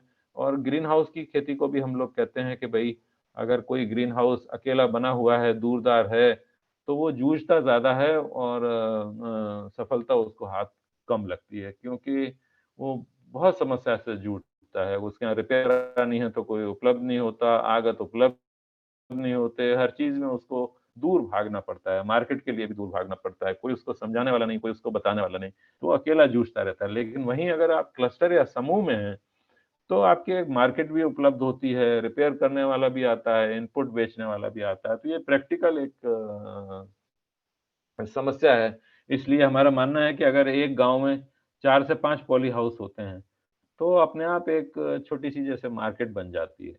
तो क्लस्टर जो है, या तो क्लस्टर में होना चाहिए, या फिर कॉर्पोरेट टाइप का कोई बहुत बड़ा अगर कोई निवेश कर सकता है, तो वहाँ फिर ये बहुत कामयाब होता है, क्योंकि फिर वो पूरे विदेश से जितनी भी ऊँची तकनीक होती है, जितनी मशीनें होती हैं, जितना ज्ञान होता है, जितना मार्केट भी होता है, वो सब समा कर एक में और समेकित करके फिर जब वो संचालित करते हैं, तो उसमें उत्पादन और तकनीक के जो अवसर निकल के सामने आते हैं, वो आसानी से देखने को नहीं मिलते हैं। तो इस प्रकार से जो मॉडल गाँव हैं, जैसे प्रति गाँव, one village, one commodity, one district, one commodity, या एक नहीं तो 2 कमोडिटी, और इसमें खास तौर से जो उत्पाद उस क्षेत्र के, मतलब उस क्षेत्र में विशेषकर से जो कहीं और नहीं मिलते हैं, अगर उसको ही व्यावसायिक रूप दिया जाए, तो उसमें जो लाभ की संभावनाएँ होती हैं, वो अधिक होती हैं। तो किसान उत्पादक संगठनों या एफपीओ जो है, उससे उनका जुड़ाव, उनका नियंत्रण, उनसे जुड़ना किसानों के लिए, मॉडल गाँव के लिए, वहाँ एक मॉडल क्रिएट करना, ये एक बहुत बड़ा चुनौती भी है और बहुत बड़ा अवसर भी है। और मैं तो ये मानता हूँ कि यही एक रास्ता है, जिससे कि हम किसानों को समृद्ध कर सकते हैं, सुदृढ़ कर सकते हैं, जोड़ सकते हैं, और उनको बेचारगी से बाहर ला सकते हैं कि भई किसान जो है, जैसे कहता है, जैसे कोई सब कुछ किसान करता है, खाना देश को किसान देता है, लेकिन अगर वो कहीं जूझता है या बेचारगी का अनुभव करता है मार्केट की वजह से या गुणवत्ता की वजह से या अभाव की वजह से या स्रोत के अभाव की वजह से या पानी के अभाव की वजह से, तो ये उच्च तकनीकों को अगर जोड़कर सारे लोग मिलजुल कर एक सब समृद्ध एक साथ होते हैं, खुशहाल होते हैं, तो इसमें मॉडल गाँव एक बहुत बड़ी भूमिका निभा सकता है और मैं तो बड़ा भाग्यशाली समझ रहा हूँ अपने आप को कि इस मॉडल गाँव के कांसेप्ट के साथ छोटे रूप में ही सही मुझे बात करने का अवसर मिला। इसी तरीके से अगर आप मॉडल गाँव को लेते हैं, तो उसमें फसल विविधीकरण की भी बहुत संभावनाएँ हो जाती हैं। उसमें उच्च मूल्य वाली फसलों का चुनाव करके आप उसको भी उसको ध्यान कर सकते हैं, कोई 4 उच्च मूल्य वाली फसलें ही पूरे गाँव उगा रहा है।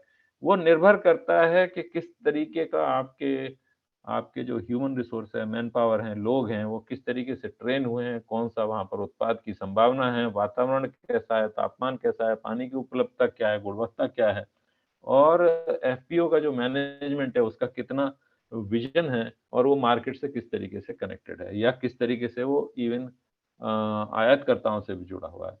इसी तरीके से जो मॉडल गाँव है, उससे जैसे हमारा जुड़ना आसान है, हम लाखों हज़ारों किसानों से एक साथ नहीं जुड़ सकते हैं। लेकिन अगर एक मॉडल गाँव से अगर एक पूरी टीम जुड़ती है, तो फिर जो है उसका लाभ एक साथ हज़ारों सैकड़ों लोगों को हो सकता है। तो यही मॉडल गाँव का जो कांसेप्ट है, उसमें तकनीकी संगठनों से जुड़ाव, तमाम जो हितधारक हैं, अगर वो सब जुड़ जाएँ, चाहे वो आगत आपूर्ति करने वाले हों, चाहे वो संस्थाएँ हों, चाहे वो व्यवसायी हों, चाहे वो वैज्ञानिक हों, चाहे वो अधिकारी हों, चाहे वो नीति धारक हों या पॉलिसी बनाने वाले हों वो सब अगर इससे जुड़ते हैं, तो इसके दूरगामी परिणाम निस्संदेह ही निकले हैं और मुझे ऐसा लगता है कि जब जोत छोटी होने लगी है और उद्यम इतना बढ़ गया है, अपेक्षाएँ बढ़ गई हैं दुविधाएँ बढ़ गई हैं, पॉल्यूशन बढ़ गया है वातावरण जो है ग्लोबल वार्मिंग जैसी समस्याएँ हम जूझ रहे हैं, पानी की अक्सर हम कमी देखते हैं, तो इसमें किसानों का जो है बेलौस जुड़ाव बहुत अधिक आवश्यक है। तो इस तरीके से चाहे वो ट्रांसपोर्ट की सुविधा हो एफपीओ के लोगों को जो है प्राथमिकता और प्रधानता मिलनी चाहिए और एक जिस तरीके से हम देखते हैं कि खाद्य सुरक्षा हो, फूड सेफ्टी हो, तो कई बार मज़ाक में कहते हैं कि भई या अल्लाह हम तेरे हैं, मरने को और बुतेरे हैं। लेकिन क्या है कि खाद्य सुरक्षा या वातावरण का टिकाऊपन सोचते हैं कि मैं तो कुछ भी कर लूँ, दूसरा कर लेगा, तो ऐसा नहीं होता है। तो एफपीओ के स्तर पर फ़ायदा ये है कि सैकड़ों हज़ारों किसानों के लिए एक प्रमाणीकरण का इंतज़ाम संस्था का बनाना या उस सुविधा को दिलाना या मिट्टी की टेस्ट कराना या पानी की जाँच कराना, स्टैंडर्ड बनाना, सर्टिफ़िकेशन कराना या चाहे वो आउटसोर्स करा के करें, चाहे जैसे करें। तो ये मॉडल गाँव के माध्यम से अनेक अवसरों को एक जगह लाके इकट्ठा कर देते हैं, फिर आपको कभी भी बेचारगी का अनुभव नहीं होता। जब ग्रुप होता है, तो ग्रुप में एक से एक बढ़कर लोग योगदान कर सकते हैं, क्योंकि हर चीज़ हर एक आदमी से नहीं आती है, तो लेकिन सब मिलके कुछ भी कर सकते हैं। तो ये एफपीओ का जो मॉडल गाँव आधारित कांसेप्ट है, ये बहुत ही लाजवाब है। तो इन्हीं शब्दों के साथ मैं जो है आपको धन्यवाद देना चाहूँगा कि आपने मुझे बोलने का अवसर दिया। बीच में जो है वो नेट वगैरह जुड़ने की वजह से कुछ दिक्कत हो गई थी। होपफुली आपको अच्छा लगा होगा और आप लोगों के कोई सवाल हो अगर मैं जवाब देने में सक्षम हूँ तो निस्संदेह आपको भी सर मेरा बहुत-बहुत धन्यवाद। जी, जी।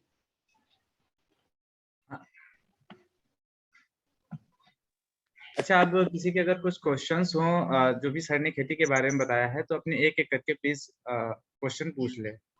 सभी लोग एक साथ अनम्यूट ना करें।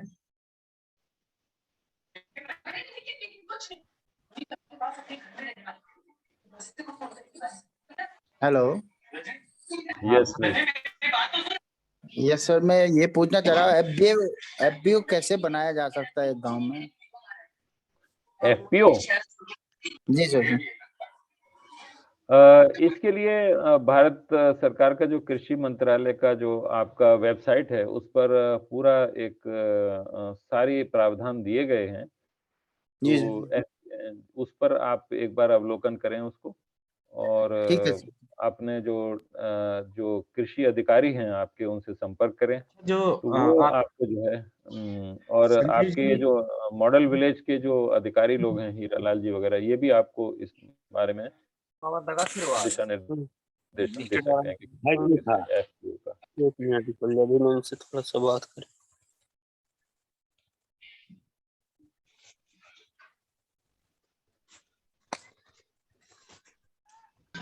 नेक्स्ट और किसी का कोई क्वेश्चन? हाँ सर, महाराजगंज से बोल रहे हैं, वीरेंद्र चौरसिया। हाँ जी सर, नमस्कार। बोलिए। जी जी सर, जैसे पॉली हाउस की बात चल रही है सर, इसमें 50% अनुदान है। चौरसिया जी, आपका पैर नजर आ रहा है, शक्ल नजर आ जाती तो मैं आपको याद आसानी से रख लेता। 1 मिनट सर, 1 मिनट। हाँ, अब नजर आए। जी जी जी सर, अब अभी हम मैं अपने फार्म कृष्ण, हाउस पर ही हैं सर। हाँ फरमाए। जी सर, जैसा कि ये कहा जा रहा है कि स्ट्रॉबेरी पॉली हाउस की बात आप किए हैं और ग्रीन हाउस की बात किए हैं, जी तो भारत सरकार और राज्य सरकारों से मिलकर थोड़ा-सा ये हो जाता है किसानों को, ये 50% से बढ़ा करके अगर 80% हो जाए सब्सिडी, तो थोड़ा-सा जी, किसानों के लिए आसान होगा सर।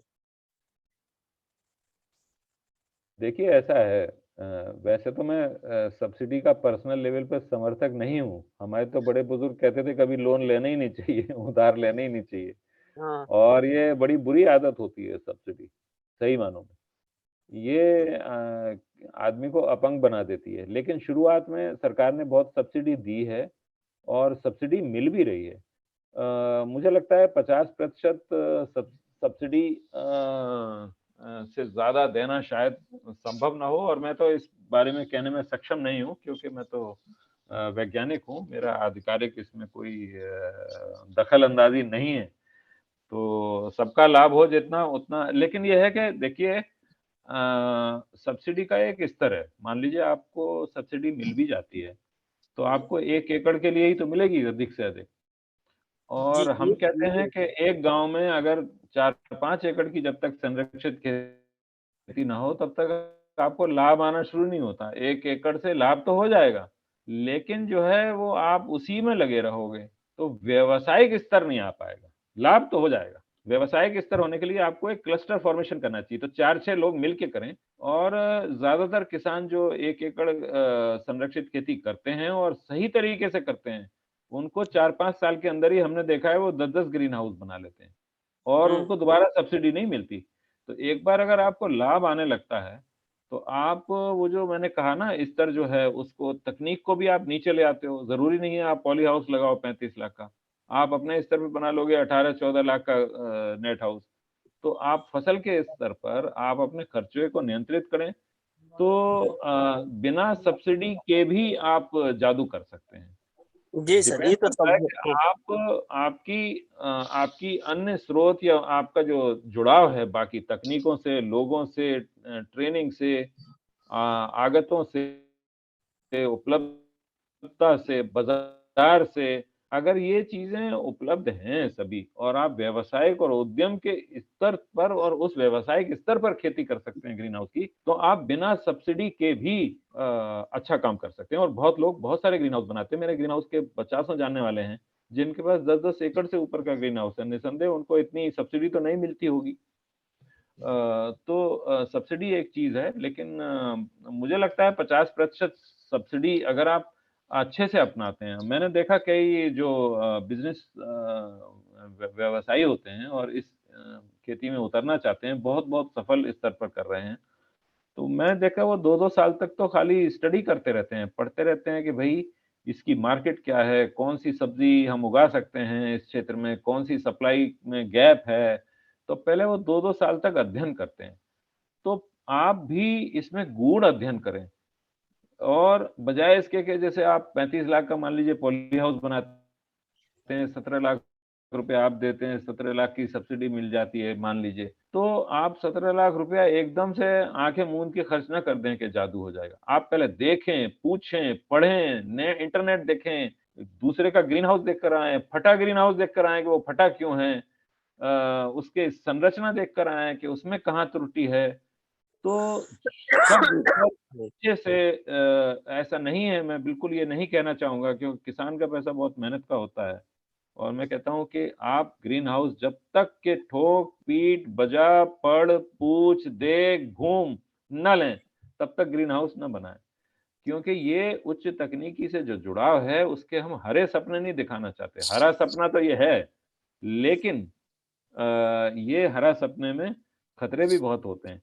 तो खतरे यही हैं कि जहाँ भी आप चूके, वहाँ फिर ये आपको सफ़ेद हाथी की तरह बर्ताव करने लगता है ग्रीन हाउस। सर नमस्कार, नमस्कार सर। मैं AK सिन्हा बोल रहा हूं सर, आपके प्रांत से नहीं, कृषि प्रकोष्ठ प्रमुख झारखंड हूँ, स्वदेशी जागरण मंच से। किस्मत से अच्छा, मुझे 2-3 बार आप लोग का चीज सुनने को मिला है, इंटरेक्ट करने का हीरालाल जी सर से एंड सौरभ एंड उनसे टीम से मिला है सर। 2-3 पहलू आपका मैंने सुना सर, उस पर मैं थोड़ा सा एक बार एलाबोरेशन आपका चाहूंगा। जब चीजें इतनी अच्छी है तो why it is not propagating? अगर चीजें अच्छी है तो इसकी एडेप्टेबिलिटी सोसाइटी में नहीं है। What step we have to do? हम लोग क्या काम करें सर? थोड़ा सा इस पर प्रकाश अगर डालते तो बेहतर होता सर। बिल्कुल, जैसा कि मैंने कहा कि इसमें चुनौतियां भी बहुत अधिक हैं और वो चुनौती जो होती है वो तकनीक के चुनाव से ही शुरू हो जाती है।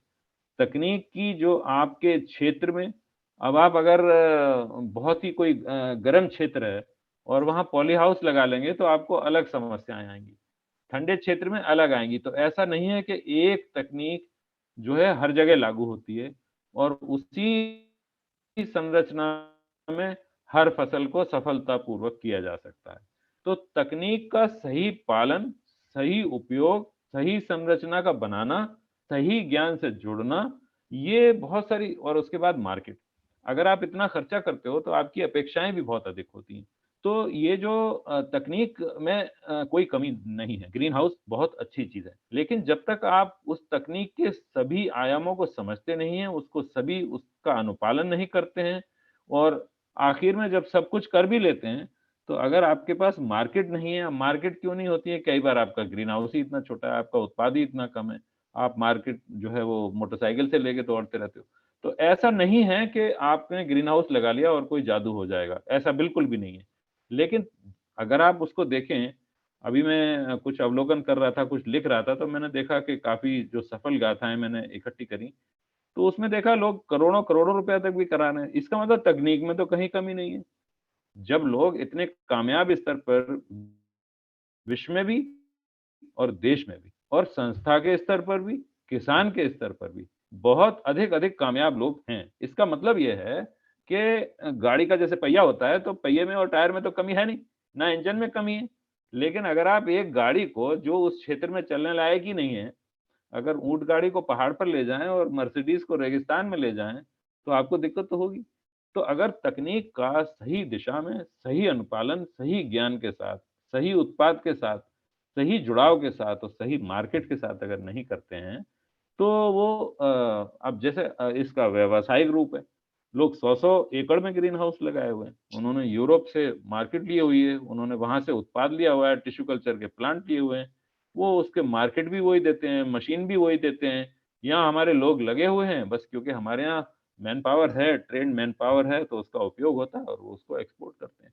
तो इतने स्तर तक पहुँच पाना बिना तकनीक, बिना ज्ञान के तो संभव नहीं है, ना कोई तकनीक में कमी है। तो उसका जो अनुपालन है, सर उसके सारे आयामों एक को अगर पॉइंट हम और समझ के करते हैं, ये है। सर, जी सर। एक हेलो हेलो। जी सर, हुकुम। हेलो हाँ, फरमाएँ सर। सर, नमस्कार। महेंद्र सिन्हा जी। हाँ सर, नमस्कार सर, मैं दुर्ग छत्तीसगढ़ से बोल रहा हूँ। नमस्कार सर। हमारी सर FPO है और थोड़ा सा ट्रेनिंग वगैरह की हमको जरूरत पड़ रही है। अभी 1,000 किसान करीब हमसे जुड़े हुए हैं और ठीक है। भारत सरकार का जो CBBO स्कीम है उसके तहत हम लोगों का संस्था रजिस्टर हुआ है। और हम ठीक लोग है। हार्टिकल्चर को लेकर के छत्तीसगढ़ के दुर्ग जिले में हम लोग काम कर रहे हैं। तो अभी हम लोगों का शुरुआत है, तो थोड़ा सा क्षमता वृद्धि के लिए कुछ प्रशिक्षण वगैरह हो हाँ, जाए, बिल्कुल। क्योंकि वेबिनार जो से भी जानकारी पहुंचती है। आप जो भी थोड़ा बहुत मुझको ज्ञान है, जो जी सर। किसानों के साथ ज्यादातर जो मैंने सीखा है वो किसानों से ही सीखा है। जी आपने सर। किताबी ज्ञान तो एक अलग चीज है, लेकिन जो धरातल पर किसानों के साथ मिलके जो उनकी समस्याओं से जुड़ के उन्हें समझने की वजह से जो ज्ञान आता है वो उसका इस तरह एक अलग ही होता है। तो जो भी प्रशिक्षण लायक मैं हूँ, मैं आपको विशेष स्तर के समेकित नाशीजीव प्रबंधन या उत्कृष्ट कृषि प्रक्रियाएं या नर्सरी उत्पादन या ग्राफ्टिंग की तकनीकें, ये काफी सारे विषय हैं। और संरक्षित खेती का एक पूरा एक संपूर्ण जिसको कहते हैं अवलोकन करना, ताकि जी फिर सर। जो किसान उसमें इंटरेस्टेड हैं वो उसमें आए। मैं ये नहीं कहता हूँ कि सारे लोग संरक्षित खेती करने लगे, ये संभव भी नहीं है और ये अपेक्षित भी नहीं है और ये आवश्यक भी नहीं है। ये तो क्या होता है कि आपके पास सब, जैसे मार्केट जाते हैं तो आपका जब बच्चा साथ में जाता है, तो जिसको नासमझ होता है बच्चा, वो चाहता है खिलौने की हर दुकान पे रोज आप 4 खिलौने उसको दिला भी दें तो वो रोता ही हुआ वापस आता है, क्योंकि 3 दिला दिए, चौथा रह गया। तो ऐसा आवश्यक नहीं है कि ये संरक्षित खेती के इतने आयाम आपके सामने उपलब्ध हैं, उन सबको आप अपना ही लें या बना ही लें। जी सर। आपके लिए जो अनुरूप है, जो अनुकूल है, एक हरियाणवी में बड़ा अच्छा शब्द होता है, एक बेऔंत शब्द होता है। तो वो बेऔंत जो है आपकी जो है, जो मतलब हमारे यहाँ कहते हैं भई मेरे औकात के लायक। तो हम धरती पे रहना वही बढ़िया है, और किसान से ज़्यादा धरती पे कोई नहीं रहता। हम भी धरती पे ही रहना चाहते हैं। हम भी जब बहुत हमको ज्ञान लगने लगता है, हमें बहुत ज्ञान आ गया, तो हम सबसे पहले अपने टीचर के पास जाके ज़मीन पे बैठ जाते हैं, ताकि हम जो है धरती पे आ जाएँ।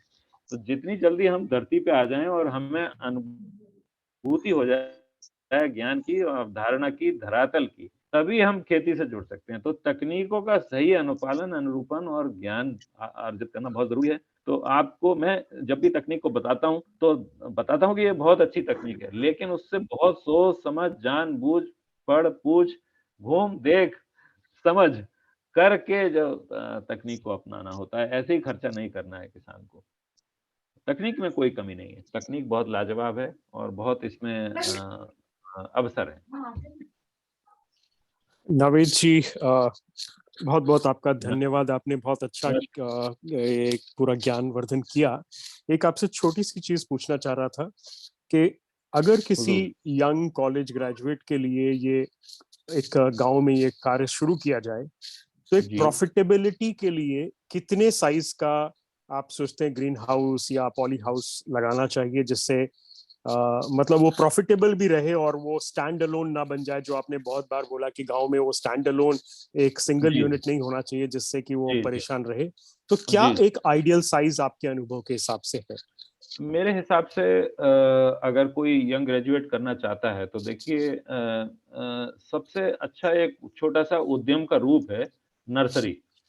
वो 500 मीटर की नर्सरी बनाए, आस-पास के लोगों को मिट्टी रहित स्वस्थ नर्सरी का अगर वो वितरण करता है और उतनी मार्केट वो कर ले जाता है, तो निसंदेह वो इतने से छोटे से ग्रीन हाउस से नर्सरी बना के उसकी ट्रेनिंग अगर वो ले लेता है, 7 दिन में उसकी ट्रेनिंग हो जाएगी बड़ी अच्छी से। तो जैसे हमारे यहाँ घरोंडा क्षेत्र है, हमारा भी संस्थान है, लेकिन हमारा संस्थान ग्रुप में करता है ट्रेनिंग। घरोंडा में ट्रेनिंग होती रहती है करनाल के पास। तो वहाँ से ट्रेनिंग ले लें और 4 दिन की ट्रेनिंग होती है, 7 दिन की ट्रेनिंग होती है और बहुत छोटी-सी वो फीस है उनकी, और उनके पास हॉस्टल भी है, 4000 रुपया शायद लेते हैं, ट्रेनिंग ले लें और वो उससे शुरू करें। तो उसको संरक्षित खेती के विभिन्न आयाम के वो उसको कैसे नियंत्रित करते हैं, ग्रीन हाउस कैसा होता है, पॉलीथीन कैसे होती है, इरिगेशन कैसे होता है, मिट्टी रहित खेती उत्पादन कैसे होता है, व्यवसाय का रूप कैसे होता है, मार्केट से लिंकेज कैसे होता है, वो एक बहुत ही अच्छा रूप है इसका। तो अगर अपने क्षेत्र में खास तौर से सब्जी उत्पादक जो किसान हैं, उनको अगर वो स्वस्थ नर्सरी वितरण का लेता है, तो ये बहुत ही एक अच्छा मॉडल आप यहाँ से शुरू करा सकते हैं। बाकी रही ग्रीन हाउस की बात, तो मैंने कहा अगर एक ग्रीन हाउस एक क्षेत्र में 4-5 एकड़ के ग्रीन हाउस होते हैं, क्लस्टर छोटा-सा बनता है, तभी जो है वो मज़ा आना शुरू होता है। अकेला ग्रीन हाउस वाला बहुत परेशान हो जाता है। लेकिन अकेला नर्सरी वाला कामयाब हो सकता है। नर्सरी का उल्टा है, अगर नर्सरी वाले ज्यादा हो जाएंगे तो उल्टा एक दूसरे का इतना कंपटीशन हो जाएगा कि नर्सरी बिकेगी नहीं, क्योंकि उसमें तो अगर पहले से मार्केट नहीं है तो आपका ही नहीं है। तो ये बिल्कुल बिल्कुल बिल्कुल, ग्रेट, थैंक यू।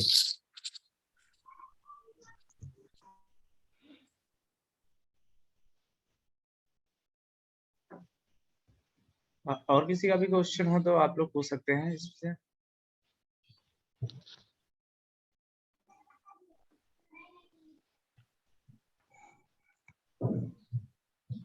सर जी नमस्कार। नमस्ते भदोही सर। के आसपास के कोई हैं क्या आप लोग?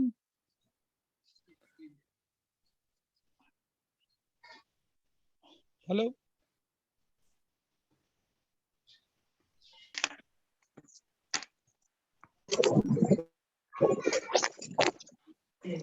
सर जी मैं डिस्ट्रिक्ट पीलीभीत से हूँ।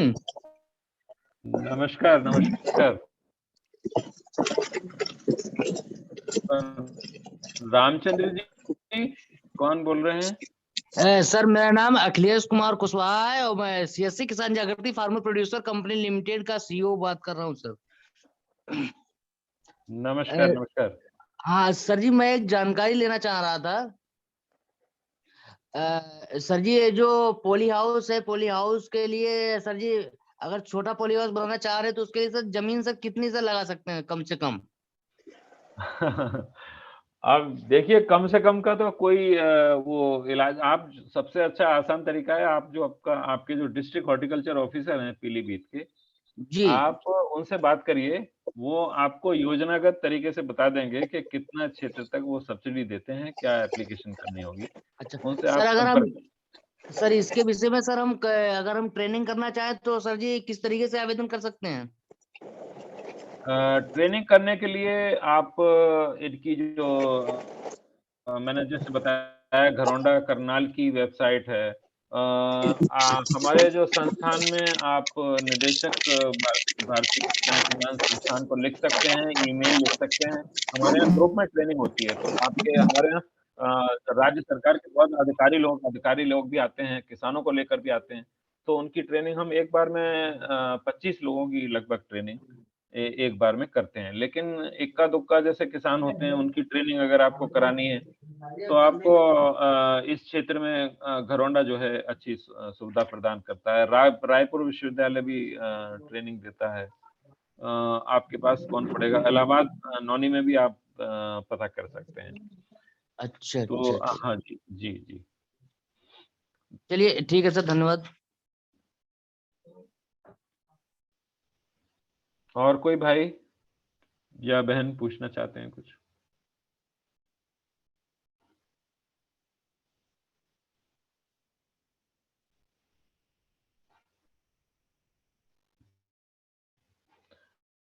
हाँ प्रियेंद्र जी। हाँ जी सर। हाँ जी, हीरालाल सर उपलब्ध हैं या चले गए? सर इस समय नहीं ज्वाइन है, आए थे थोड़ी अच्छा देर। अच्छा। अच्छा अच्छा, चलिए वो देख के चले गए कि कार्यक्रम ठीक से चल रहा है।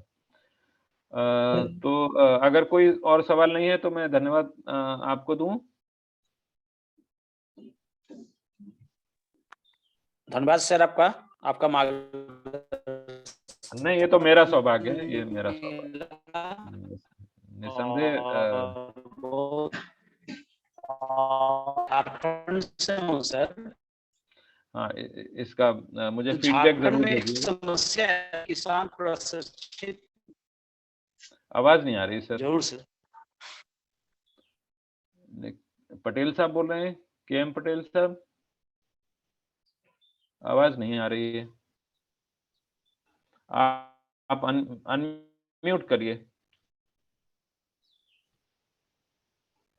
अनम्यूट करिए।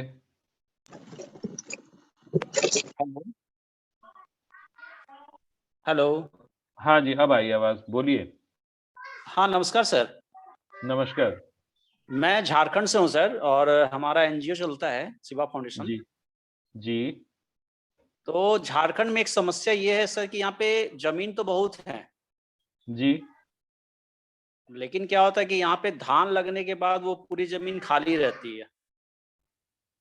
और जी यहाँ के किसान उतने प्रशिक्षित नहीं हैं जो कि उनको उन्नत खेती के बारे में जानकारी मिले। तो मैं ये जानना चाहता हूँ कि जी सर उनको प्रशिक्षण कहाँ से दिया जा सकता है सर? सर मैं थोड़ा सा इंटरप्ट कर रहा हूँ प्लीज सर। जी मैं झारखंड का भी हूँ और कृषि प्रकोष्ठ प्रमुख हूँ और मैं जी बोकारो से हैं। आप झारखंड में कहाँ से हैं? जी मैं देवघर से हूँ सर। ओके, कभी अगर मौका लगे तो आप पेटरवार में देख लीजिएगा। हीरालाल सर से हमने भी डिस्कस किए है उस मॉडल को। 50 जी जी डेसिमल का मॉडल में 10 लाख लीटर पानी रिटेन कर सकते हैं। आपने बिल्कुल सही कहा। एक डाटा मैं दे देता हूँ। झारखंड जी में सर। अगर 29% पे खेती हो रही है तो 36% भूमि को टाण कहा जाता है। आपका एनालिसिस बिल्कुल सही है। और एक सॉल्यूशन हम लोगों ने इस साल दिया है 2 मई से 2 नवंबर तक। एक बार कभी मौका लगे तो मैंने अपना इस चार्ट में भी नंबर दे दिया है। आप पेटरवार जाकर के एक बार देख लीजिए। और सर आप भी इसके बारे में थोड़ा सा बताएं, ये सभी हम लोग के लिए अच्छा रहेगा सर। अ, इस समस्या को जरा आप मेरे ईमेल पर भेजिए, तो मैं उसको पूरी समस्या को स्टडी करके आपको कनेक्ट करता हूँ। आपके यहाँ धान की कटाई कब होती है? सर ये धान की कटाई अभी हमारे यहाँ बीच क्या है कि अभी धान कट गया है जी और अब क्या है कि इसके बाद जो खेत है वो पूरा मतलब इसी तरह रहेगा जब तक वो बारिश नहीं होगी, फिर से धान नहीं होगा, तब तक खेत इसी अच्छा। तरह पड़ा रहेगा। नहीं तो आप इसमें जो हमने ये बताया था लो टनल टेक्नोलॉजी, लो जी सर। टनल टेक्नोलॉजी का प्रयोग करके आप कद्दू वर्गीय फसलें बड़े आसानी से उगा सकते हैं और वो और एकदम एक से समस्या और होती है सर ऑक्सीजन। हमारे यहाँ जी कि यहाँ पे ग्रीन हाउस तो लोग ले लेते हैं, जी लेकिन वो होता है क्या है ना 6-7 महीने के बाद वो फट जाता है आंधी तूफान में, फिर वो बेकार हो जाता है। हाँ, नहीं तो वो तो देखिए गुणवत्ता के ऊपर रहता है। अगर ये तो जो आपको गुणवत्ता होती है, वो सही पॉलीथीन लगा रहा है या सही से बना रहा है या नहीं बना रहा है, उसमें रीइन्फोर्समेंट जो आपकी हवाएँ जो चलती हैं, उतनी हवा को झेलने में वो सक्षम है या नहीं है, इन चीज़ों का ध्यान रखना पड़ता है क्योंकि जब तक गुणवत्ता नहीं होगी स्ट्रक्चर की और पॉलीथीन की, तब तक वो फटता रहेगा। और इसमें काफ़ी चीज़ें होती हैं ना, जैसे सर्दी पड़ी, जिस टाइम पर आप लगा रहे हो, अगर उसने ज़्यादा टाइट कर दिया तो सर्दी में और सिकुड़ के फिर वो सर्दी से ही फट जाएगा। ज़रूरी नहीं है कि वो कोई उसको पत्थर मारे या कुछ नोचे या कुछ ऐसे डैमेज हो। वो तापमान की वज़ह से भी फट जाता है, ठंड की वज़ह से भी फट जाता है। और पॉलीथीन अगर ठीक नहीं है, उसका यूवी ठीक नहीं है, तो वो तेज़ धूप की किरणों से भी फट जाता है, हवा से भी फटता है। तो ये गुणवत्ता की बात है और गुणवत्ता खाली मटेरियल की गुणवत्ता नहीं है, उसकी फिटिंग की गुणवत्ता भी है, स्ट्रक्चर की भी गुणवत्ता है।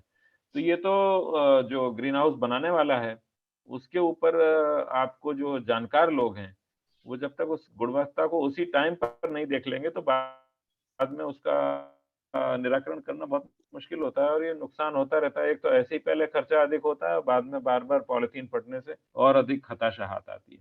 ये गुणवत्ता के ऊपर जो लोकल अधिकारी हैं, लोकल वैज्ञानिक हैं, जिनको कि आप दिखा के उसकी गुणवत्ता चेक करा सकते हो, उसको सुनिश्चित करना बहुत आवश्यक होता है।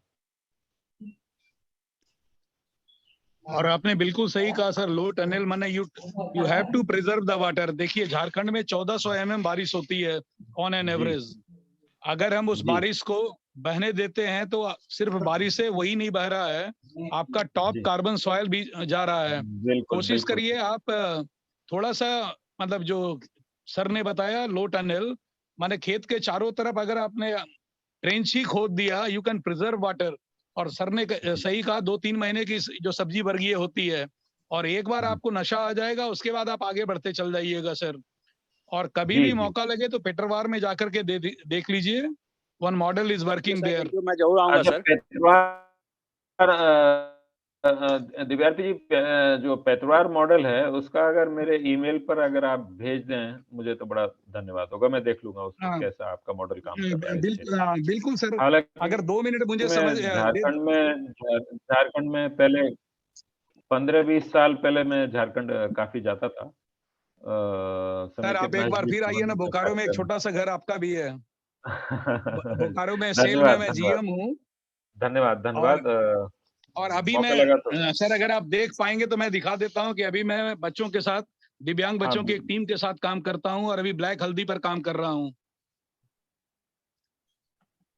अरे तो वाह, और आपको और यू अनबिलीवेबल रिजल्ट है सर। 3 ग्राम से एक हल्दी निकली है 517 ग्राम की, और दूसरी निकली है 620 ग्राम की। मैं हीरालाल सर के इसमें व्हाट्सएप पे आज शाम में भेजूंगा। अभी आज दिन भर उसी पे काम हो रहा है हमारा। हाँ, तो मुझे और भी भेजिएगा जरा उस मॉडल की जानकारी थोड़ी सी। मेरा ईमेल जो है सर मैंने तो अपना नंबर दे दिया है navedsaber@yahoo.com। Sir. Once again for the group 9470 एक सेकंड, 402614।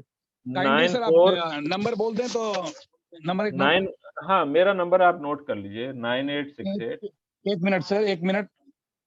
हाँ बोला जाए सर। 98 68 68 58 58।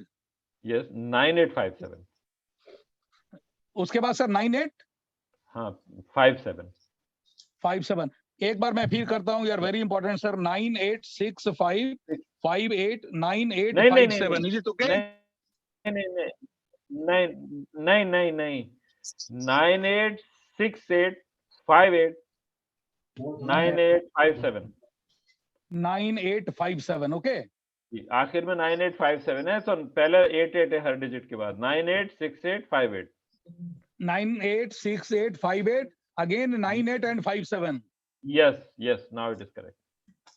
हाँ ओके सर। और मैं थोड़ा जी मैं मिलता जुलता रहूंगा सर। एंड मॉडल काम का कंसेप्ट तो रियली सर मैंने हिला देने का। अनफॉर्चुनेटली मैं अभी नहीं काम कर रहा हूँ, because I am working with Amrit Krishi team also, जिसमें एम्स दिल्ली और ICMR के हम लोग के कुछ हैं, और इंक्यूबेशन ऑफ अमृत कृषि भी हुई है। बट इसको काम को तो करना है सर। मैं भदोही का जिक्र इसलिए किया सर, मैं 2 दिन के लिए वहां भदोही में सीखापुर गांव गया था। वहां पर हल्का फुल्का इनिशिएट करा पाया हूँ, बहुत काम आगे नहीं बढ़ पाया है। उसके लिए मैं सॉरी बोलता हूँ मॉडल गांव टीम से पूरी। बट कॉन्सेप्ट बहुत अच्छा है, और मैं इसको चाकुलिया वगैरह या झारखंड में भी स्टार्ट करूंगा। बहुत अच्छा कंसेप्ट, बहुत अच्छा कंसेप्ट है, बहुत अच्छा। ये पूरे देश के किसानों के लिए बिल्कुल जो है बिल्कुल एक आंदोलन से कम नहीं है। बिल्कुल sir. What's your good name sir? मैं थोड़ा देर बाद ज्वाइन किया। I am Naved Sabir, NAVED SABIR। Okay Naved sir. Screen पे दिख रहा होगा आपको, शायद स्क्रीन पर आ रही है। मेरे तो दिव्यार्थी कल दिख रहा है। Anyway I got your name sir. Yes बहुत अच्छा लगा आप लोगों से जुड़ के। और कोई अगर ट्रेनिंग की आवश्यकता है, कुछ मैं बोल सकता हूँ, कहीं कुछ विचार व्यक्त कर सकता हूँ, तो बहुत अच्छी बात है। Okay sir, we will be connect. Sure. नमस्कार। हाँ प्रियेंद्र जी। हाँ जी सर। शुक्रिया धन्यवाद सर। Okay, take care. चलो मीटिंग को अब एंड करते हैं। सभी लोगों को बहुत बहुत धन्यवाद।